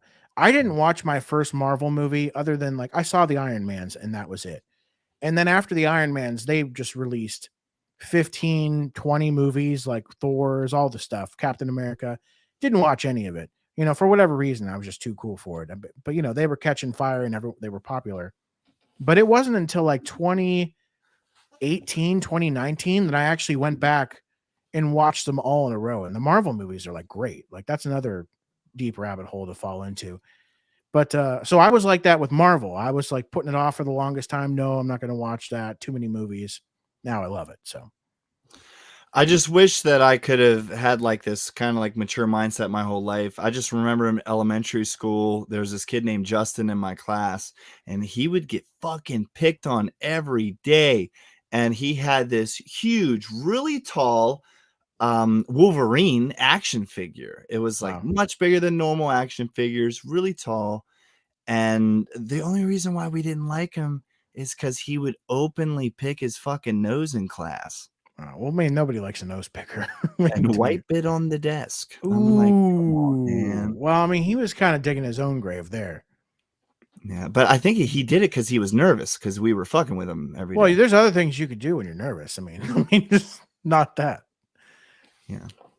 So shout out to Justin. Sorry for picking on you, man. I'm sorry about all those years. I love Star Wars now. Let's hang out. Exactly.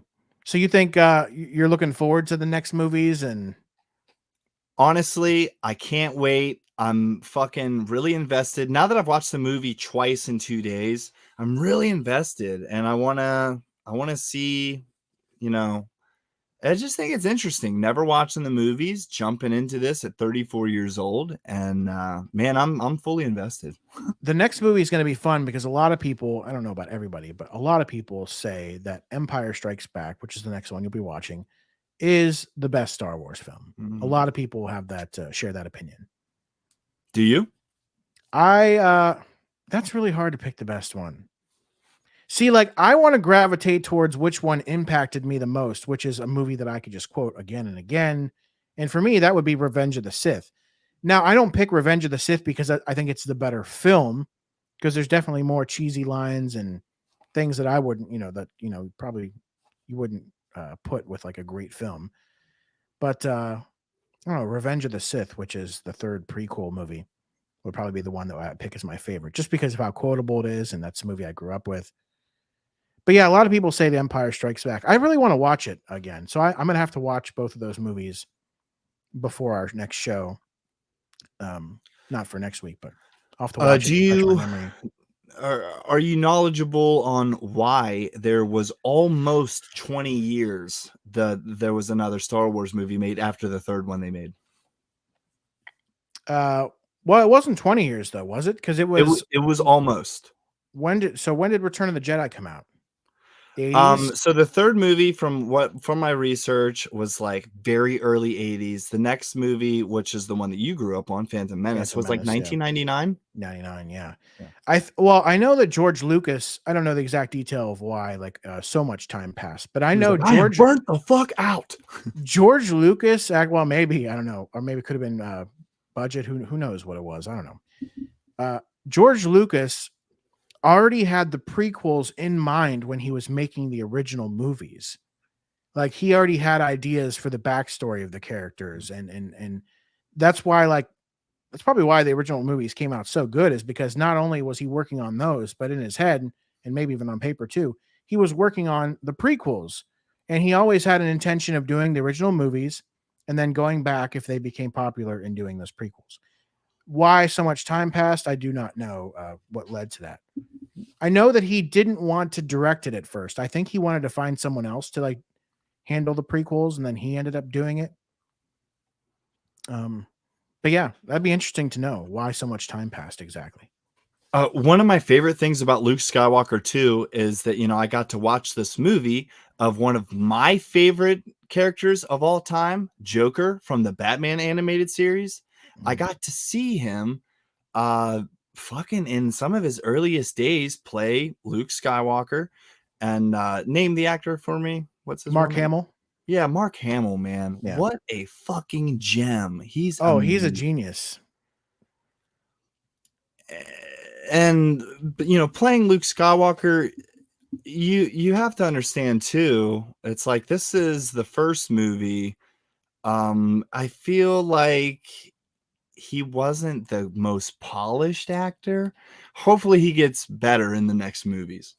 Yeah, he was definitely, I don't know if that was his first movie, but I know he was a very new actor, and that's what actually he was looking for. He wasn't George Lucas. When I say he wasn't looking for these huge stars. He wanted more unknown stars to star in these roles. So that's what he was looking for when he found these guys. In my opinion, he does get better as Luke, but I'd like to we'll obviously hear your opinion as the movies go on too. One thing I did want to ask you about the ending, when he does take down the Death Star. Do you think it's kind of stupid that this Death Star that's so amazing, so grand, such a technological feat, has such a huge flaw that you could just fire a shot right down a hole and boom, done, the whole thing? Can you imagine? And they had to do something to get the hole opened up, right? Or was the hole just open all the time? Yeah, that's the part I don't. I forget if they had to do something to open it up. But either way, the fact that who wouldn't have put a bunch of barriers and stuff, oh guys, we got it. This core is really delicate. If anything touches it, this fucking thing's gonna blow to smithereens. We got to put some safeties in place, like to stop this shit. Like nobody thought of that. I did. I really love the storytelling there. You get that big satisfactory ending there. Darth Vader also, he's like this skilled pilot, but you know, he got away at the skin of his fucking teeth, and everybody that he was boys with are, I guess, fucking blown up. So the Death Star, they're all on this Death Star. Did they have a home planet where like a lot of them are too, or was that fucking most of the crew gone? Well, I know some crew escaped, which you'll see, but yeah, like all those, like the stormtroopers, for example, are people from different planets that have been, recruited by the Empire, or maybe they applied, but they're from all different places. They're not from any one specific planet. I mean, and it's got to be like a big blow to Darth Vader's fucking ego whenever that happens. Oh, can you imagine like him once he like finally regains control of his ship or whatever, and he's just like, "What the fuck?" Fucking pounding the steering wheel. God damn it, I had that. Yeah, it's that's definitely a bad day at the office, that's for sure. But You man, lose your giant seeing Death Star. and Luke was the only. I think maybe it was another one that like made it out too. Like there was like 20, 30 of the good guys that ended up going on this, and you see each one by one get fucking blown up. Oh yeah. Yeah, a lot of casualties. Yeah. And Luke Skywalker, he, turns his shit off, like I said earlier in the show, turns his shit off and ends up doing it with the Force and all that. How funny would it be if he just turned off his shit and then he just ran like right into the Death Star and blew up? Like that's the end of the movie. Like, oh. Guess the Force didn't work out. I'm kind of a zany guy. I kind of want to see that reality. I would have. That's how it would have worked in real life. I just closed I'm like, I'm going to use the Force. 5 seconds later, I'm dead. But no, that was really tense too. Like they kept going back into that meeting room where Princess Leia is just kind of fucking looking dead serious, and she's like, "What the fuck is happening now? Can we get an update?" Yeah, it's a very well done movie, and even some of the effects hold up today. It's just that's crazy. Well, what did you think of lightsabers, by the way? Yeah, lightsabers. I mean, I've grown up getting fucking whacked by lightsabers. Any of my friends have them. Obviously, the thing to do with those is to whack people with them. It's fun. It's good times. I think that the cinematography behind it looks. I'd like to do some research on how they did that. Yeah. So that was, from my understanding, it was CGI, and what they were doing was they had the lightsaber hilts, which are pretty much like sword hilts. They were holding those, and then extended from that was like this long pole, so that when they ever hit each other, like when they clashed lightsabers, they would actually connect physically in real life. And then they in post added the light effects. What was it, like a green screen kind of thing? I don't think they used a green screen. No, they just had they were just like poles that came out of the lightsaber hilts, and then they were able to digitally add them in after. Interesting. But what's interesting is how they do it different now is that the actors, like in the newest movies, like the sequel movies that have happened in the last like 5-10 years, they actually use a real prop replica lightsaber like you would buy from Hasbro. They sell those like $200 lightsabers that anybody could go buy. They actually have real lightsabers that light up on the set, and then in post they make them look fancier. But that's so that they can get the natural light glow like on their faces, like so red could be shining on their faces or whatever, or green or blue or whatever. That's pretty dope, and they kind of like illustrate the power of the lightsaber. The first time you see it being used is Obi-Wan Kenobi. Those two fucking assholes come up to him in that rebel bar, come up to Luke, and they're like, "He doesn't like you, and I don't either." And and Luke's just like, "Sorry," and they're about to fuck up Luke Skywalker. Then here comes Obi-Wan Kenobi with the lightsaber. First time, slices his arm clean off. I love when he was talking to Luke about the lightsaber. He was just like, "An elegant weapon for a more civilized age." That's the line he used. God. Yeah, but Obi-Wan Kenobi is pretty cool. Yeah. Yeah. Both the old Obi-Wan and the young Obi-Wan.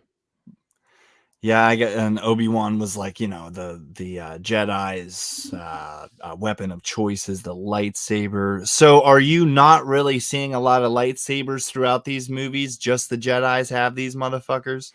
And some people from the dark side as well. Right, yeah, because Darth, he wields one. Yeah. So there's some definitely dark side characters that have them. Jedi's have them, but in general, yeah, those are the only two groups of people that have them. Unless there's a couple instances throughout the movies where like somebody steals a lightsaber to use it, for a moment. But So since Darth Vader can grab a hold of a motherfucker by his throat without grabbing him, can Luke Skywalker do that too? possibly in time, and possibly not. We'll have to find out. Oh, so if you kind of focus your evil to do bad shit, maybe. Yeah, well, that's the thing, that the force choking is not something a Jedi would or should do. Like force choking is a bad guy thing. Like you usually shouldn't choke out your enemies like that. Interesting. That's a very barbaric way to do it. That's why Darth Vader has no issues, because he just is filled with hate. The dark side has consumed him. So I'm kind of looking through the list here. I feel like we've talked about all of the characters. Gonna try to put a bow on this episode. Is there any final? Do you have anything left? Well, I just want to say that, nothing beats the original. Like, of course, I was talking to you about how the prequels are kind of like my Star Wars movies, but that's not because they're the best Star Wars movies. That's not because of any other reason than I was a kid then. They were out in theaters, and that's what was huge for me. But as far as like the original goes, you can't get any better than the original. That's why I was really excited for you to watch that one first, because that's the first OG Star Wars movie, and that's the best way to get introduced to the franchise, in my opinion. So, I'm It'll I'm I'm really excited that you watched it. In fact, I thought when I suggested that, I was just like, well, I got an idea. Just hear me out. I thought you were like, no, man, I don't want to watch those movies, and that was going to be the end of that conversation. But yeah, you were open to it, and that surprised me.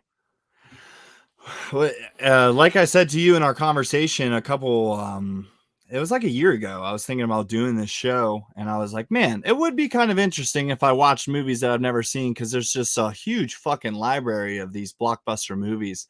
Let me ask you this. Since I watched Star Wars, have you ever seen the movie American Beauty with Kevin Spacey? Oh yeah, I have actually seen that one. Is that one where he's a creep? Uh Damn. Okay. Yeah, he kind of is creepy in that movie. Not just kinda. He's like going after this like teenager, right? Like this. Yeah. Well, he's been in an unhappy marriage for so fucking long that his mind is kind of getting into a younger state. So I he, remember that, and he was like, yeah, dressing different and acting different, and yeah, got a job at a fast food restaurant because that's the job he had whenever he was a kid. but Yep. also like this girl was like flirting with him, but he also should have known better. He stops himself though, He does. Yeah. Well, that's right. He does stop himself. and he gets shot in the head. I Yeah. actually like. That's true. That's a really good movie, though. I like that movie.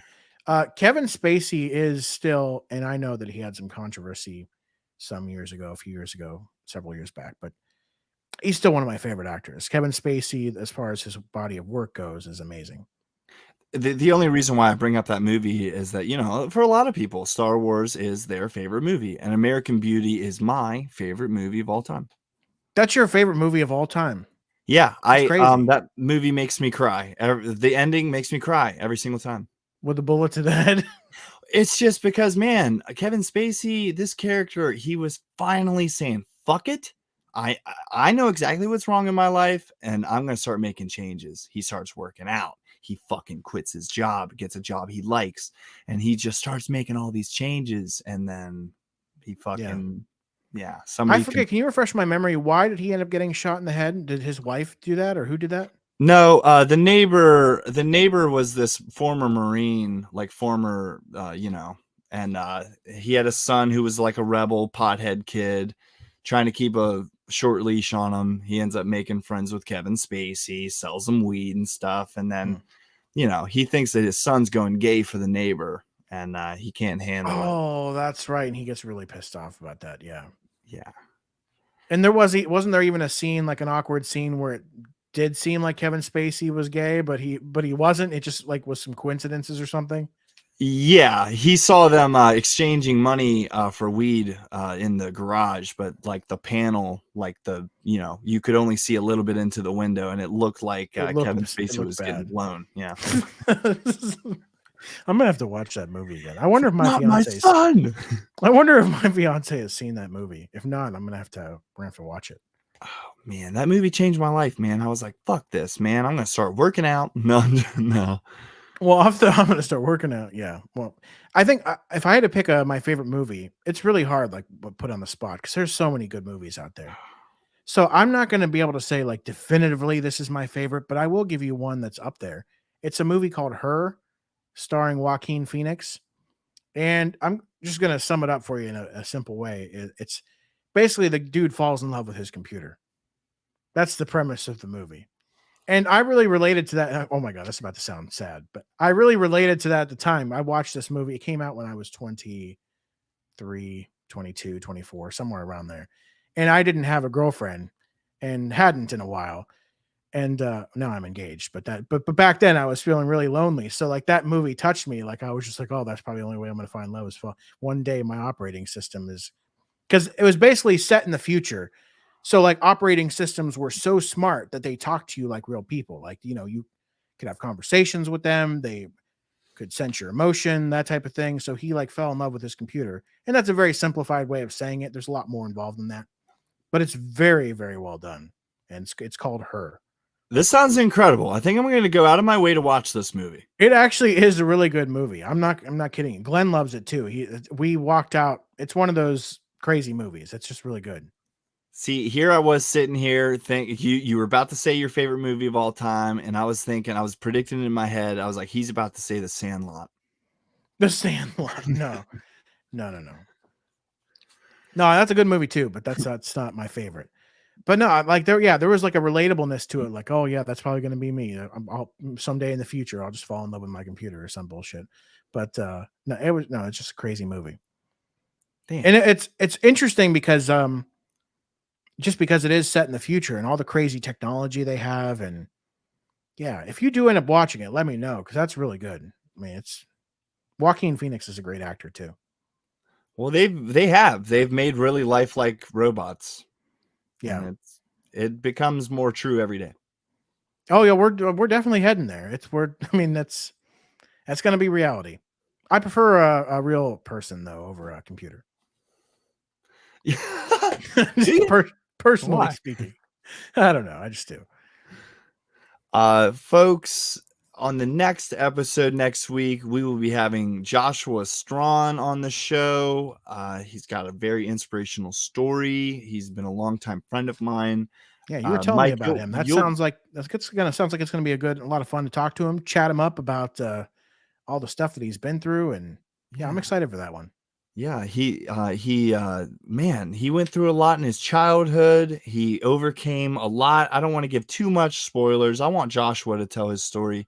I will know he tell lost you a that lot of weight. I mean, that's pretty inspirational for me. I'm on my weight loss journey currently with my fiance, so I'm really interested to talk to him about that.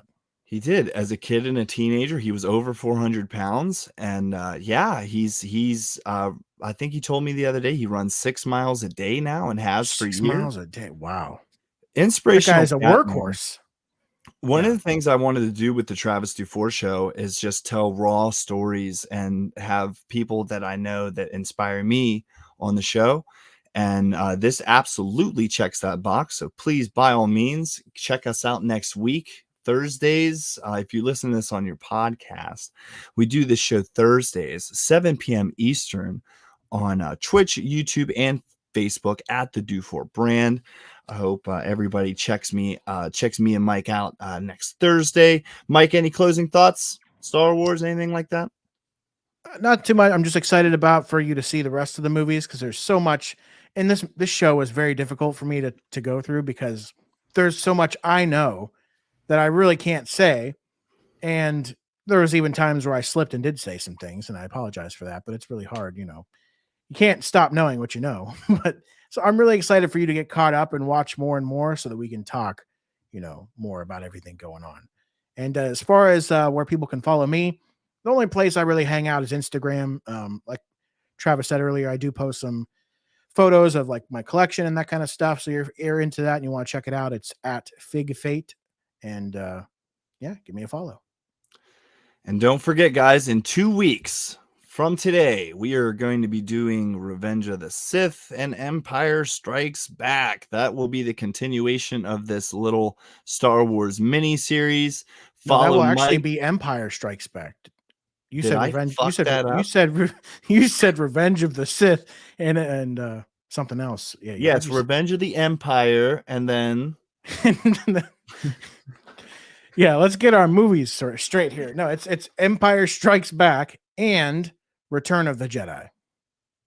Oh, what the fuck is Revenge of the Sith? Revenge of the Sith is the 6th movie that was created, but it's technically episode 3, but you're not watching it in that order.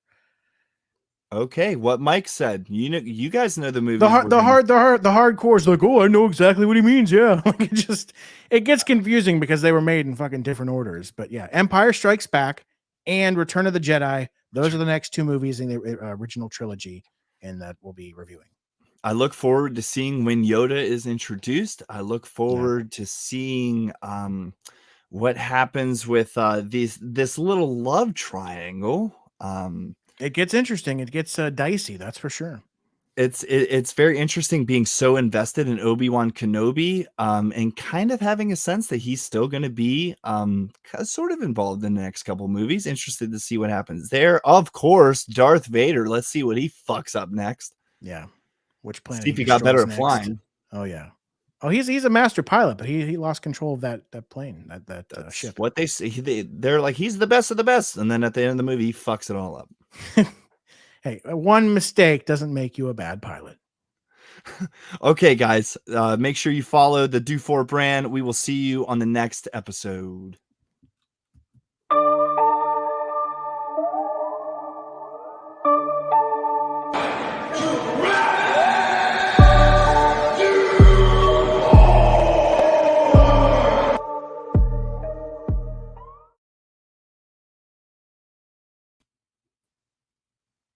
And we're back. We're live, pal. What a show. We're back for the after show. We're live, pal. The after party. I can't believe we actually, I really was surprised we would get to almost 2 hours there. I had my doubts. I didn't have any doubts. Hey, back to what we were talking about. Benoit in the Hall of Fame, never going to happen. Absolutely. Sorry. Oh, sorry. Yeah. Definitely not. Enough of this Star Wars shit. I'm done with it. Chris Benoit, best wrestler ever. I think that, okay, so do you think Benoit would have been on the light side or the dark side?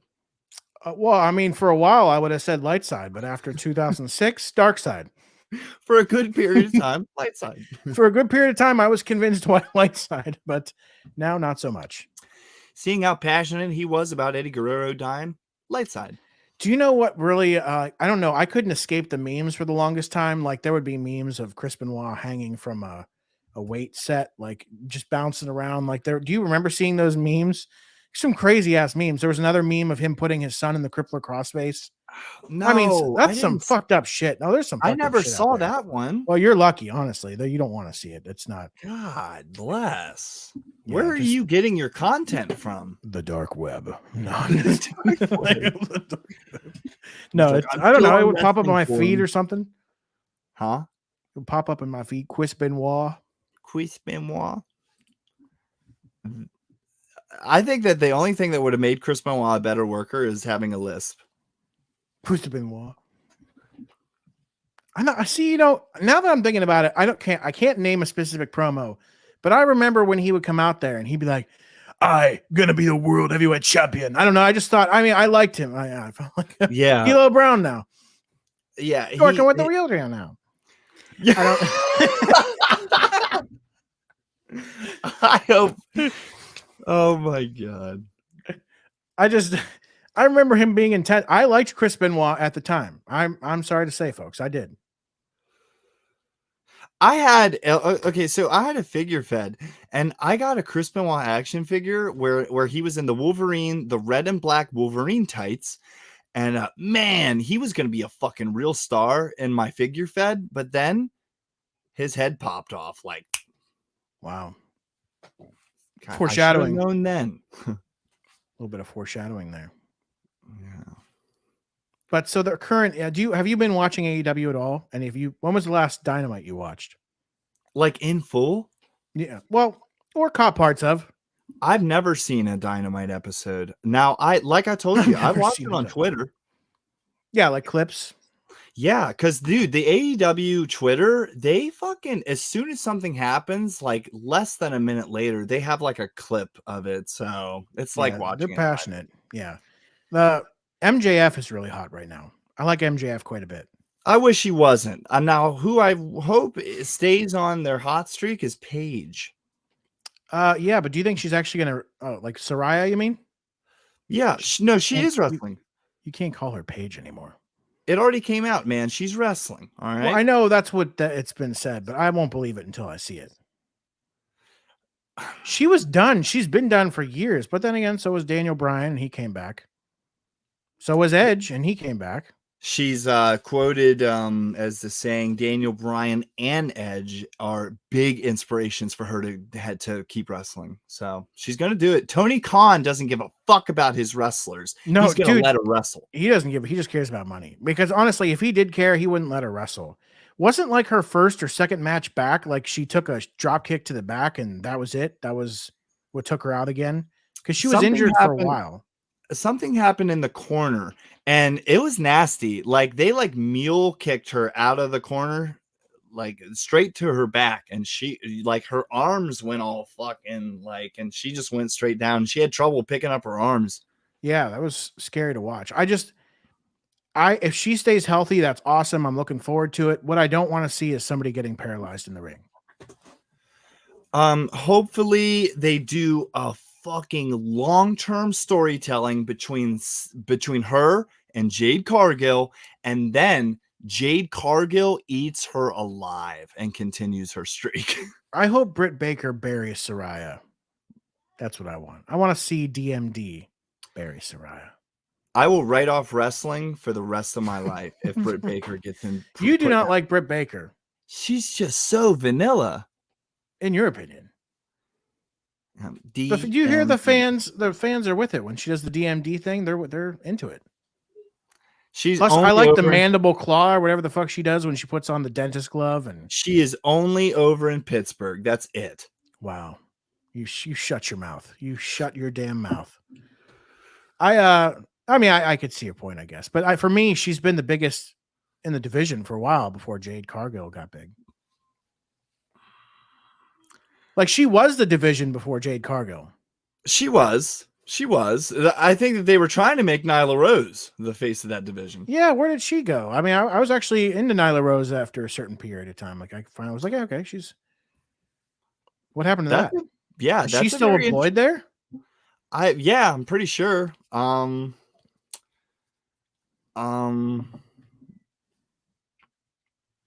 think that the women's division overall, though, in AEW has been pretty lackluster. So maybe we'll see what Saraya can do and what she brings to the table. They've needed a big name like her for a while. Did you hear what was his name? The announcer, the commentator who has a mask. What do you know his name? Excalibur. He said Saraya. I don't know if he understands how her name is pronounced. He's like Saraya. I'm like, dude, that is not how her name is. Psoriasis. Like this guy is good at like naming every single fucking move in the book, and he can't get a wrestler's name right. Who's your current favorite commentator in all of wrestling? Jim Ross. No. Still fucking Jimmy. No. He's barely even on the show anymore. Oh wait, Glenn said that is how her name is said. So it's not Saraya. It's Saraya. That's stupid. She did. She went on Twitter and posted like the pronunciation of her name. And I follow her on Twitter. Apparently it is Saraya. I thought it was Saraya this whole time. Well, then fuck me. I'm wrong. Yeah, you act like you're this big wrestling fan. I guess Excalibur, I owe him an apology. My that's a weird name. Blame her mom for sure. But I want to make sure. Yeah, I didn't say that. G Rod Stream said that. But blame her mom for sure. Her mom has like a normal name, doesn't she? Yeah, I don't know. They're a bunch of wrestlers, that family. Just name her Sarah. Call it a day. Fuck. So do you a fan of Omega? Kenny? Kenny. The cleaner? I was. Until what? He recently, best bout machine, love it. He has this extended period where he's gone. And then for me as a booker, I bring him back in the title scene, but he comes back trios. Yeah, wins the title, then drops it the next night too because of that stupid fight. But hanging out with his friends again. Oh, great. Yeah, I think we've seen enough of that. I'd like to see when Kenny was exciting for me was when he was doing that belt collector gimmick and he had all the belts. Like that was pretty sweet. Yeah.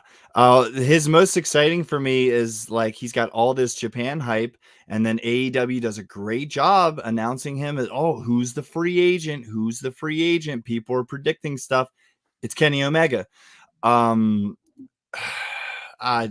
Is there anything they haven't fucked up?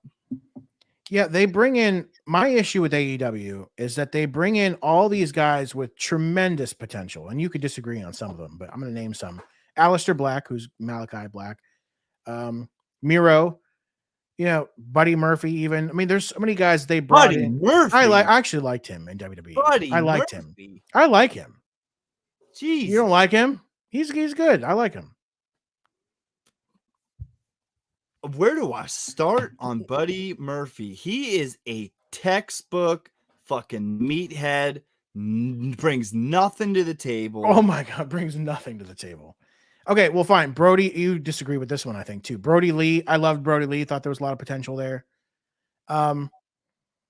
They bring in all these guys, ex-WWE guys and indie guys, and they just do nothing with them. And even their current roster, like where the fuck has Darby Allin been? Is he still wrestling? One of my favorite things that AEW does is the fucking debuts. The debuts, they're down to a science. Oh, they are. If there's anything they've nailed, it is that. They are very good at that. Samoa Joe. As the lights go out later, they're like, but then I don't even know where the fuck Samoa Joe is. Like, what has he been doing since then? Like, yeah, he had a cool debut, and then what? I don't like it whenever they shine a big spotlight on a fucking like a bad WWE run. Like, oh my God, it's Keith Lee. I'm like, yeah, I'm still not into Keith Lee. Like that's one guy I wish they wouldn't have signed. I don't know what that's somebody Twitter goes crazy about. They're like, how can you not like Keith Lee? And they'll share a picture of him. And they're like, look at that smile. How can you not like Keith Lee?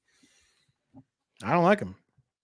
And it's just another big fucking psychology thing for me. They're like, oh, he can do crazy things in the ring. Yeah, but he shouldn't. Yeah. Well, especially not at his size. I don't want to see an overweight motherfucker doing crazy shit off the top rope. I don't think he's doing the crazy shit off the top rope anymore, though. He's put on even more weight since his WWE run. I could be wrong. He had a tag match. I think it was the Acclaimed. Whenever the Acclaimed won the tag belts, I haven't seen the match myself, but there's a lot of people saying, like, people in the business who are like, oh, I've watched that match a couple times. It's so good. And it's like, I'm kind of intrigued to see that match. But oh yeah, Samoa Joe, he has been doing the Twisted Metal TV series that's coming out. Dude, were you a Twisted Metal guy? No, not at all. Twisted Metal, whenever I was a kid, you could take the PlayStation disc of Twisted Metal, put it into a CD player, and it will play the soundtrack from Twisted Metal, which was pretty cool. Rob Zombie. There's like a lot of good shit on that album. That's pretty cool. No, I didn't know about that. Well, that explains where Joe's been, but then why debut him? Like if he's going to be doing that, then why make it such a big deal? Maybe save that for a later time. I hate to be the one to tell you this, Mike, but he's injured. Joe is injured? He's always injured. Well, wouldn't surprise me if that's true because he was always injured. He'd come back and then be injured. Whenever TNA killed Joe and they gave him the tribal tattoo on his face and he was running around with a knife and he like kidnapped somebody. It was during the Hulk Hogan TNA era. From that point forward, Samoa Joe hasn't been shit. Yeah, it's I liked him in his NXT days. Oh, did you watch that run? I Yeah. was Yeah, I liked him there too. Once he was brought up to the main roster and Vince, fucked him up, that was when I went sour on him. I can't tell you how many fellow wrestlers and fans have approached me in the last 10 years and been like, dude, you would fucking love NXT. But I will give them this. They had a good run for a while, NXT. I'll give them this. One of the best matches I've seen in the last 10 years, Nakamura versus Sami Zayn at one of those takeovers. I believe it. I haven't seen that one, but that doesn't surprise me. Nakamura is another one WWE messed up. I don't know, both companies are good at messing guys up. They just, but that was Vince's fault on the WWE side. Vince just had a thing for just ruining Triple H's guys, like Karrion Kross. Well, let's put him in some like fucking sex gear or whatever the fuck that was supposed to be. I don't even know what it was, like leather. And I think Karrion Kross was overrated from the jump. Oh wow, you son of a bitch. Well, he had this Impact Wrestling run, and I just hate that because it's like, why do the fans fucking do that to me? They're like, oh, has anybody seen Killer Kross in TNA? This guy's the fucking dude. And then I watch him, and I'm like, oh, he's pretty fucking plain Jane. I've seen this same guy a million times over the years. But Scarlett Bordeaux is a smoke show, though. Do you remember Crimson from TNA? I don't know. Okay. Well, I'm just telling you. I'm just saying. Matt Morgan? Yeah. Stuttering Matt Morgan from WWE. Well, okay. I can't even remember his name now. Karrion Kross. He's not that tall. But yeah, Scarlett too. Like, we've already seen Sunny. We've seen Sable. Like, all right. What else are you bringing to the table? Can she talk? A little bit. A little bit. A little bit. She's mostly hot, but she's a little bit. I don't know.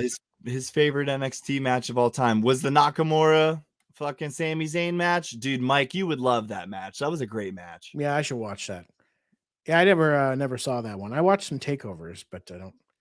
What is the best match, Mike, that you've seen in the last about 5 years? I can give you the last 10 years. That'd be Alicia Fox versus Melina. Do you remember what that's? Do you know what that's a reference to? No. One of the pterodactyls. What's her name? Cameron. Do you remember the Funkin' pterodactyl? What were their names? Yeah, you remember.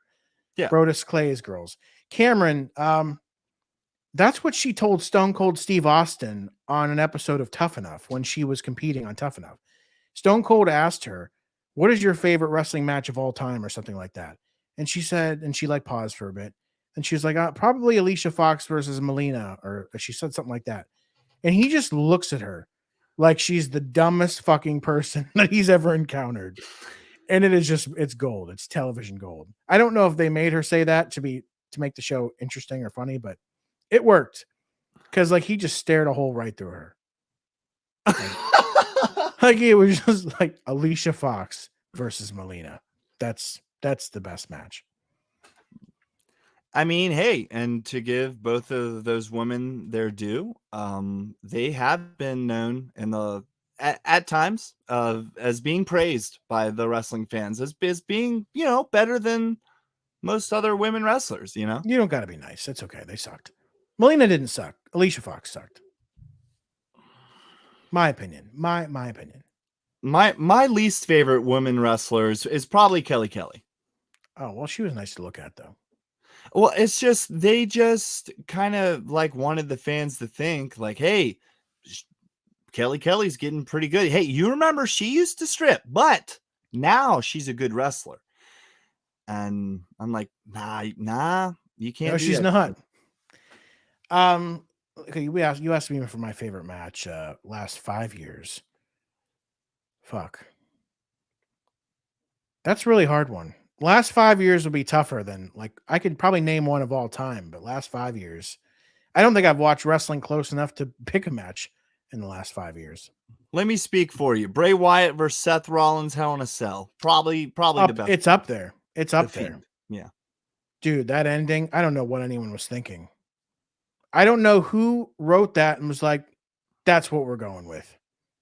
Dude, you can't. You have to think outside the box. That's what they were doing. Yeah, no, that's not thinking outside the box. And they didn't. And the Fiend was so hot, and you have him lose. Number one, just that decision alone to have him lose the match was a huge mistake with how over the Fiend was. And number two, the way the match ended was just fucking insane. Like throwing everything at him, and it was just crazy. Let me ask you this: you do seem like a bigger Shawn Michaels fan. Oh yeah. What did you think about Shawn Michaels' Saudi match? Oh, that was sadly a little embarrassing. It's not his fault though. Triple H was supposed to wrestle that match, but he got fucked up right out the gate. Could you blame him though? Like that much money? If that much money is being thrown at you, you would be stupid to say no. Especially if you let your wife know about it. Like, babe, I'm not gonna do it, but I just got offered about $7 million to go overseas. She's like, You're not? You're not. You should do it. Get your fucking ass on the plane. Like, you haven't done shit in years, Sean. Years. We're living off the royalty checks at this point. Like, you could at least fucking get one more payday. I don't blame him for doing it. I just regret how it turned out. I'm sure he does too, but hey, he got paid a bunch of money, so who cares? How about this, Mike? Who is a wrestler that is still alive that you would like to hear a podcast from? You know, Kevin Nash has a really good podcast. He actually does have a podcast. Yeah, Kevin Nash. I enjoy that podcast a lot. Really good. And I was surprised. Like I just watched a couple clips thinking, this is probably going to suck. It does not suck. It is very good. Probably, honestly, and it would be him bitching the whole time, but CM Punk. Oh, that would be good. I just want to hear him shitting on everything from his time in ROH to WWE to AEW. No holds barred. Would you give Vince McMahon would be interesting. He'd have a lot of interesting stories. I mean, he wouldn't be able to tell most of them, but they did that fucking documentary. They were about to fucking air it, and then they pulled it because of all this stuff going on. Wait, did they actually pull it? I thought it was still going forward. No, it's not going to air it now. If he dies, they better air it. I'm sure they will if he does, but well, he's being inducted into the Hall of Fame. You're telling me they're not going to do the stupid documentary? Are they putting Vince in the Hall of Fame? Well, actually, I should say that's the rumor. That's not like they haven't announced it, but that's the rumor is that they'll put him into the Hall of Fame this coming year. That would be cool. Who do you want to see induct him? That's got to be Stone Cold, right? No. You think someone from his family? Who do you think he gave the fucking most opportunities to? And somebody that not a lot of people would think of this guy either. Hulk Hogan? Oh, they're not Hulk Hogan, right?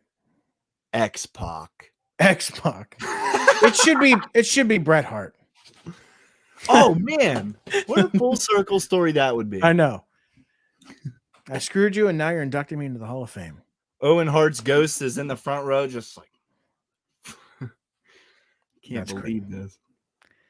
Yeah, I don't watch like you. I don't actually watch full wrestling shows anymore. Even a couple weeks ago when I was really interested in the Dynamite main event for the world title, Bryan Danielson versus Jon Moxley, I actually did watch that one in full. I can't stand Jon Moxley. As soon as the match ended, I texted Glenn immediately and said that fucking match was stupid. The match was good, but they just killed it at the end with Jon winning like that. But I mean, I understand why. What was the finish? Jon Moxley choked, put him in I don't know. He had his arms wrapped around his head. It was like a choke hold that he was and Bryan Danielson ended up going unconscious. The referee lifted up his hand 3 times and he was out.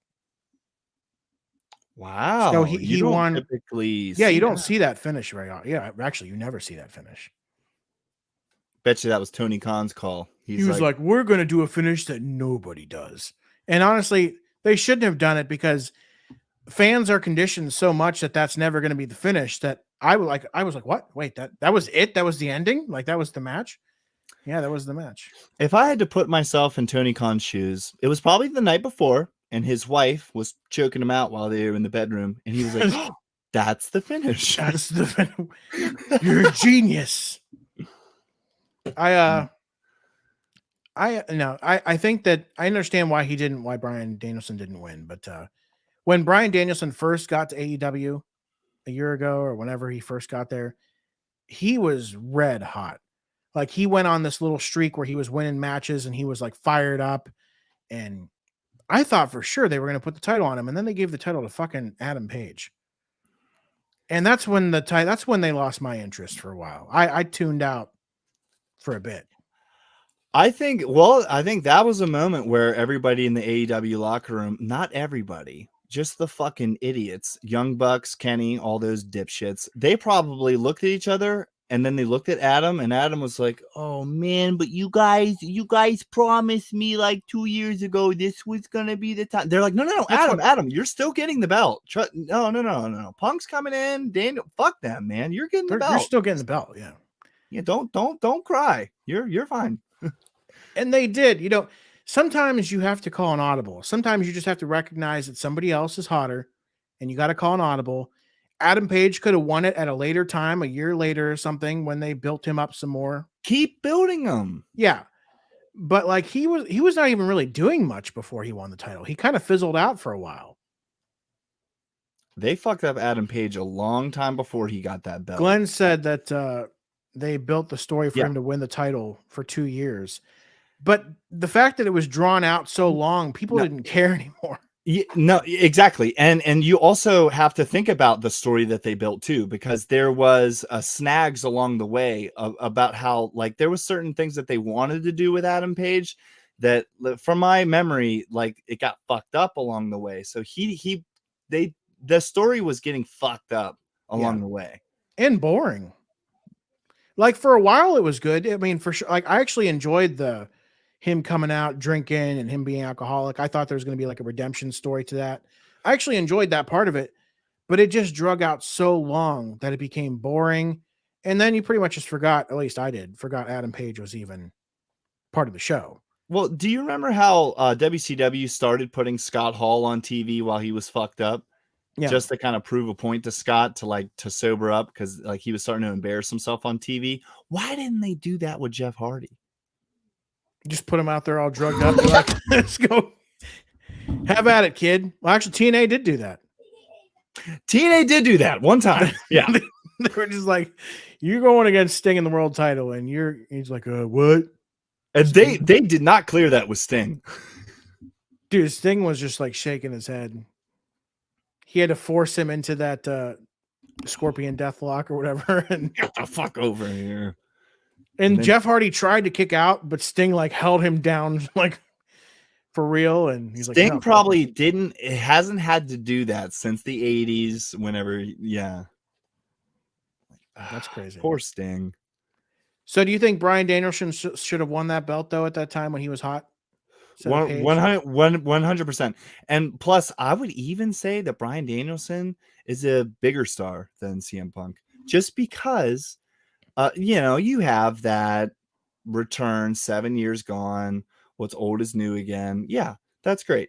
But Bryan Danielson had his own fucking story too. He came back from a fucking retirement. He had a pretty good fucking last couple years in the WWE. But Bryan Danielson, he didn't lose a step. If anything, he's gotten better with age. Like he is just as good of a wrestler now as he ever was, if not better. Killing it, man. And Punk, he was botching stuff. When he was wrestling Adam Page, he botched Adam Page's finishing maneuver, what's it called, the buckshot lariat. Yeah, he's like, fuck my ankle again. I think he tried it twice and botched it both times. He pulled a Travis DuFour trying to do the lion saw 3 times in a row. Trey Blaylock. Oh yeah, not the same guy. Not the same dude. I think I said this to you 2 weeks ago whenever we were chit-chatting with Glenn on the after show. There is a Twitter out there. If you guys, it's easily to find AEW botches. Only thing that got fucked up, they had a baby, so he left for a few weeks. That doesn't ring a bell. There was something that happened. There was a battle royal. There was a big battle royal that Adam Page won, and something happened with that battle royal where it was supposed to be bigger than what it was, but something happened. I don't fucking remember.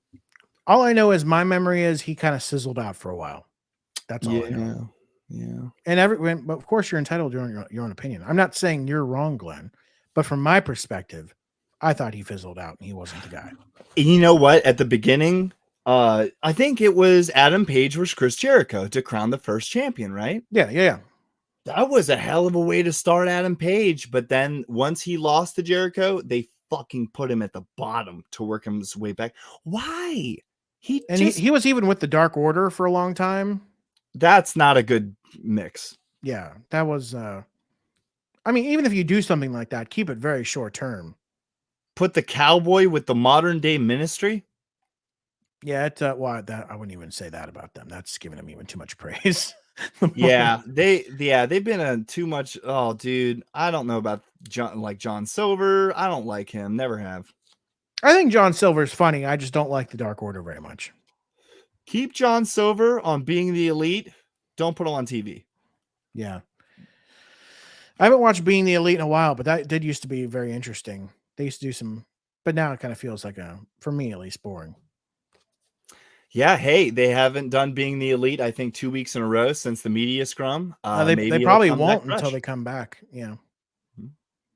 So do you think the Bucks and Kenny go back to winning the trios title whenever they do come back? If Punk doesn't come back at all, I would fucking swerve the fans. Well, Punk's got to be gone for 7 or 8 months because of his injury, assuming he's coming back at all. And if he's gone, I would swerve the fans and have Kenny come back and have them disband. Yeah, and just keep separate from each other for a while. Yeah, put Kenny back in the fucking world title picture. Yeah, that's where he belongs. But you can kind of tell that he's not so confident. The last times we've seen Kenny. Actually, I didn't know what were you seeing? Like the first match back. I don't like that he was wrestling with a shirt on. Take your shirt off, Kenny. Oh, I didn't even notice that. Yeah, that's interesting. Take that shirt off, Ken. What was he hiding under there? Yeah. It was like, are you ready to come back? Because if you're not, fucking stay gone. We want Kenny Omega when we come back. All this money dumped into making us believe that Kenny's a main event player. What the fuck happened to that guy? Yeah. And he was that before he went on his injury. I felt like he was that guy. But he was on a nice run, but then he got injured and had to go away. A fucking legendary career run. And he's 38. Yeah. Oh, is he that? Really? He's 38? Come on, guys. You're not going to have Kenny Omega forever. He's already breaking down. Yeah. Now, so are you a fan of the Bucks in general? I did not like them at the beginning of AEW, but then once they started doing some more character work, not Matt Jackson, but Nick Jackson. Nick Jackson is fucking funny, man. Yeah, I didn't because I know they were big in like New Japan, and I didn't really watch New Japan. Kenny Omega is 38 years old. Yep, is he? To be honest, I mean, the Bucks are good. But I've never seen a full match featuring the Young Bucks. To this day, still have not seen a full match. I don't know what it is about them. I just think that they are Hardy Boys light. I think that Hardy Boys did it better. You kind of see the same match over and over with them too. Like the first time I saw them wrestle Pentagon and Rey Fenix, I was like, whoa, this is fucking crazy. But that's what it is every time. They've done that match a couple times now, and it's like. But what I love about the Hardy Boys is they have the character work there. They have a whole bunch of stuff, and obviously Matt Hardy's been several different characters over the years that have worked. And Jeff Hardy's been a world champion in his own right in WWE for a while. I just think that the Young Bucks can't touch that, and I feel like that's who they've always like tried to emulate was the Hardys. Are you going to tell me right now that the Hardy Boys had Lita? Is Brandon Cutler not Lita? Brandon Cutler is not Lita. By the way, Another thing I really dislike, and you could say, oh, that's, you would do the same, and maybe I would, but like, why does Brandon Cutler have a fucking job there? Like, I mean, I get it. You want to employ your friends and that kind of stuff, but like, Brandon Cutler is never going to be and I'm not being rude. I'm just being honest. I don't think he's going to ever do anything in this business. I did like whenever they tried to sprinkle some charisma on him. They put that face thing on, and he's got the spray thing, and it's like, okay, I'm willing to take that. If you're on my TV, Brandon Cutler, I'm not going to be like, what the fuck. I know but he records the BTEs, I guess, or at least some of them. mm-hmm. He like holds the camera. Well, he's not a good wrestler too. So it's like before all this and everything, they let him have a couple matches on like their C shows. And it's like, all right, here's Brandon Cutler. What do you think? And then, you see a very stiff, fucking robotic, fucking, trying to remember what I got to do next. Not much personality. Yeah. And another guy that I don't understand why he's still there after several years is Nakazawa. Is he fucking still there? He is still at AEW, still wrestling matches, still on BTE sometimes. I don't understand. I mean, maybe it was funny and good for a while, but like, what's his purpose? Hey, at least we got rid of Joey Janela. You can't have it all. I was very happy to see him go. Because at some point, like I read an article saying like he's upped his training. He really wants to be taken more seriously as a wrestler. And I was like, okay, I'll give him more of a chance, but he never did do anything. Oh, okay. So Nakazawa's working with the Japanese wrestlers when they come in. Huh. Does he still do the baby oil shit? I don't know. I fucking hate all him. I know about Nakazawa is the only thing I remember about him is him just going Naka like that, whatever on BTE. That's literally all I fucking know. But real quick about Joey Janela, it was interesting because the last couple months that we did see him, he was actually getting in some decent shape. Yeah, you could tell he was trying, but he still didn't belong there. I think he did a match with the guy I don't like, Good Talker, had a feud with Chris Jericho. Built like shit. Oh, is it Eddie Kingston? Yeah. Isn't that sad? I knew exactly who you were talking about. Built like shit. Like, oh, Eddie Kingston. Apparently, Janela had a bad match with Eddie Kingston, almost hurt Eddie Kingston, and that was, I think, the kiss of death for him. Yeah, that's not good.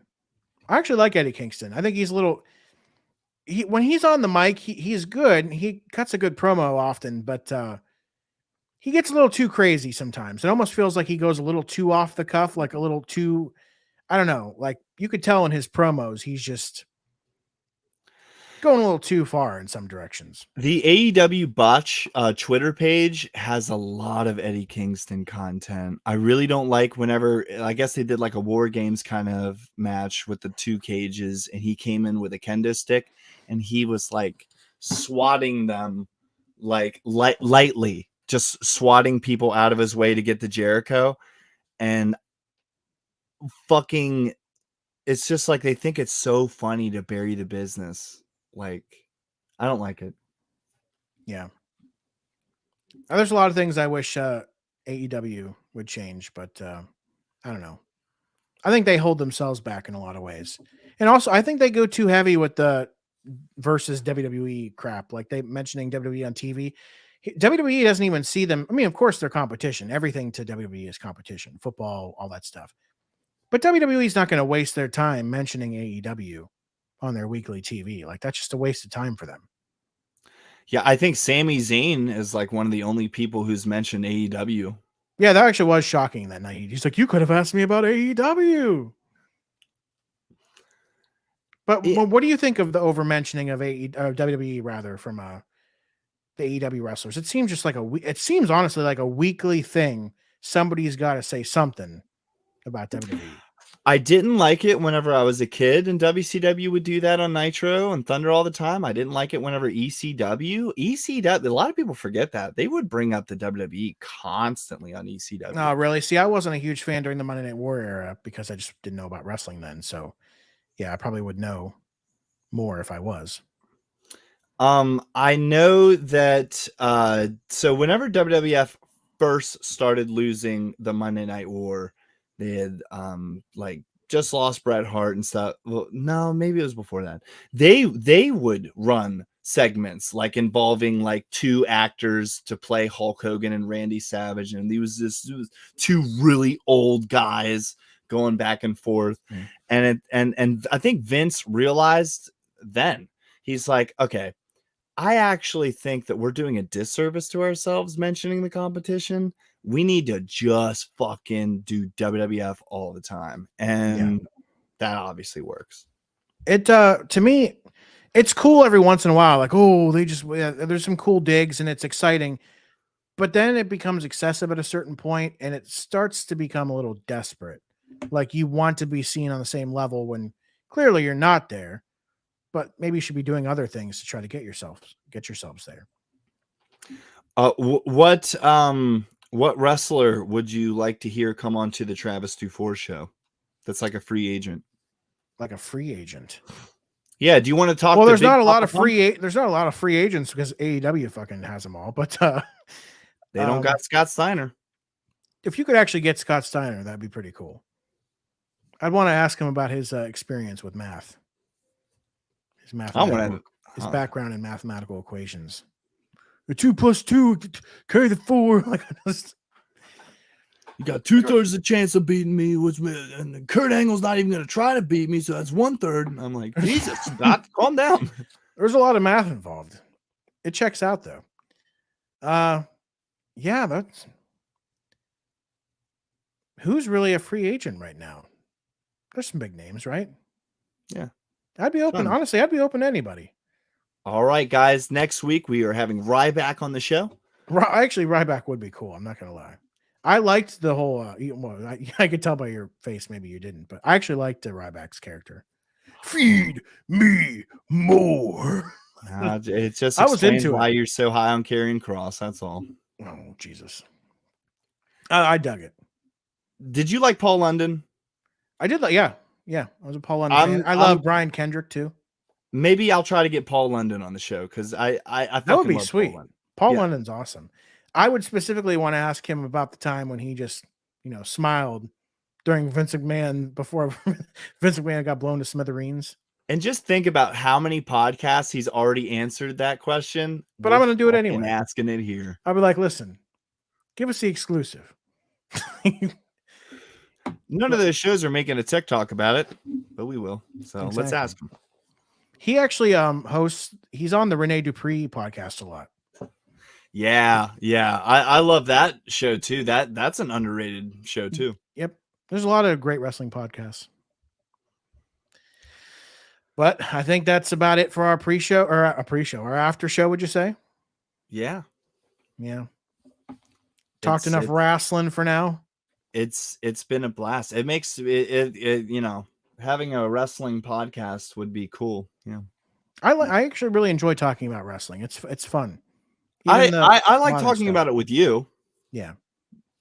It's it's wrestling is not as fun for me now as it used to be, but I still watch it enough to keep up with what's going on. The place that I commentate at the World Domination Wrestling Alliance twice a month, there's a young kid in there who's a second generation wrestler, and he's watched like a lot of like really old TNA, and I fucking used to love TNA, so I really enjoy talking like old TNA. Like Mike, do you remember Mikey Batts? I do, yeah. Jarrell Clark? Not that name, no. Okay, well, there's like some obscure TNA names that like this kid's like 19 years old. He knows all of them, which blows my fucking mind. But I don't remember why I was telling you that. Yeah, I like talking wrestling with you. Well, maybe we should do a wrestling show. Maybe something's in the works. Maybe. 6 months from now, we are debuting a new show. Exactly. June, I don't know what would be 6 months from now, but June 1st, 2024. 2024. Yeah. God damn. We need a year and a half to prep. All right, guys. Thanks for sticking around with us. If you're there, if you've stuck around with us, watching on Twitch, YouTube, or Facebook, we appreciate it. Oh yeah. And is that the end? That's it. That's the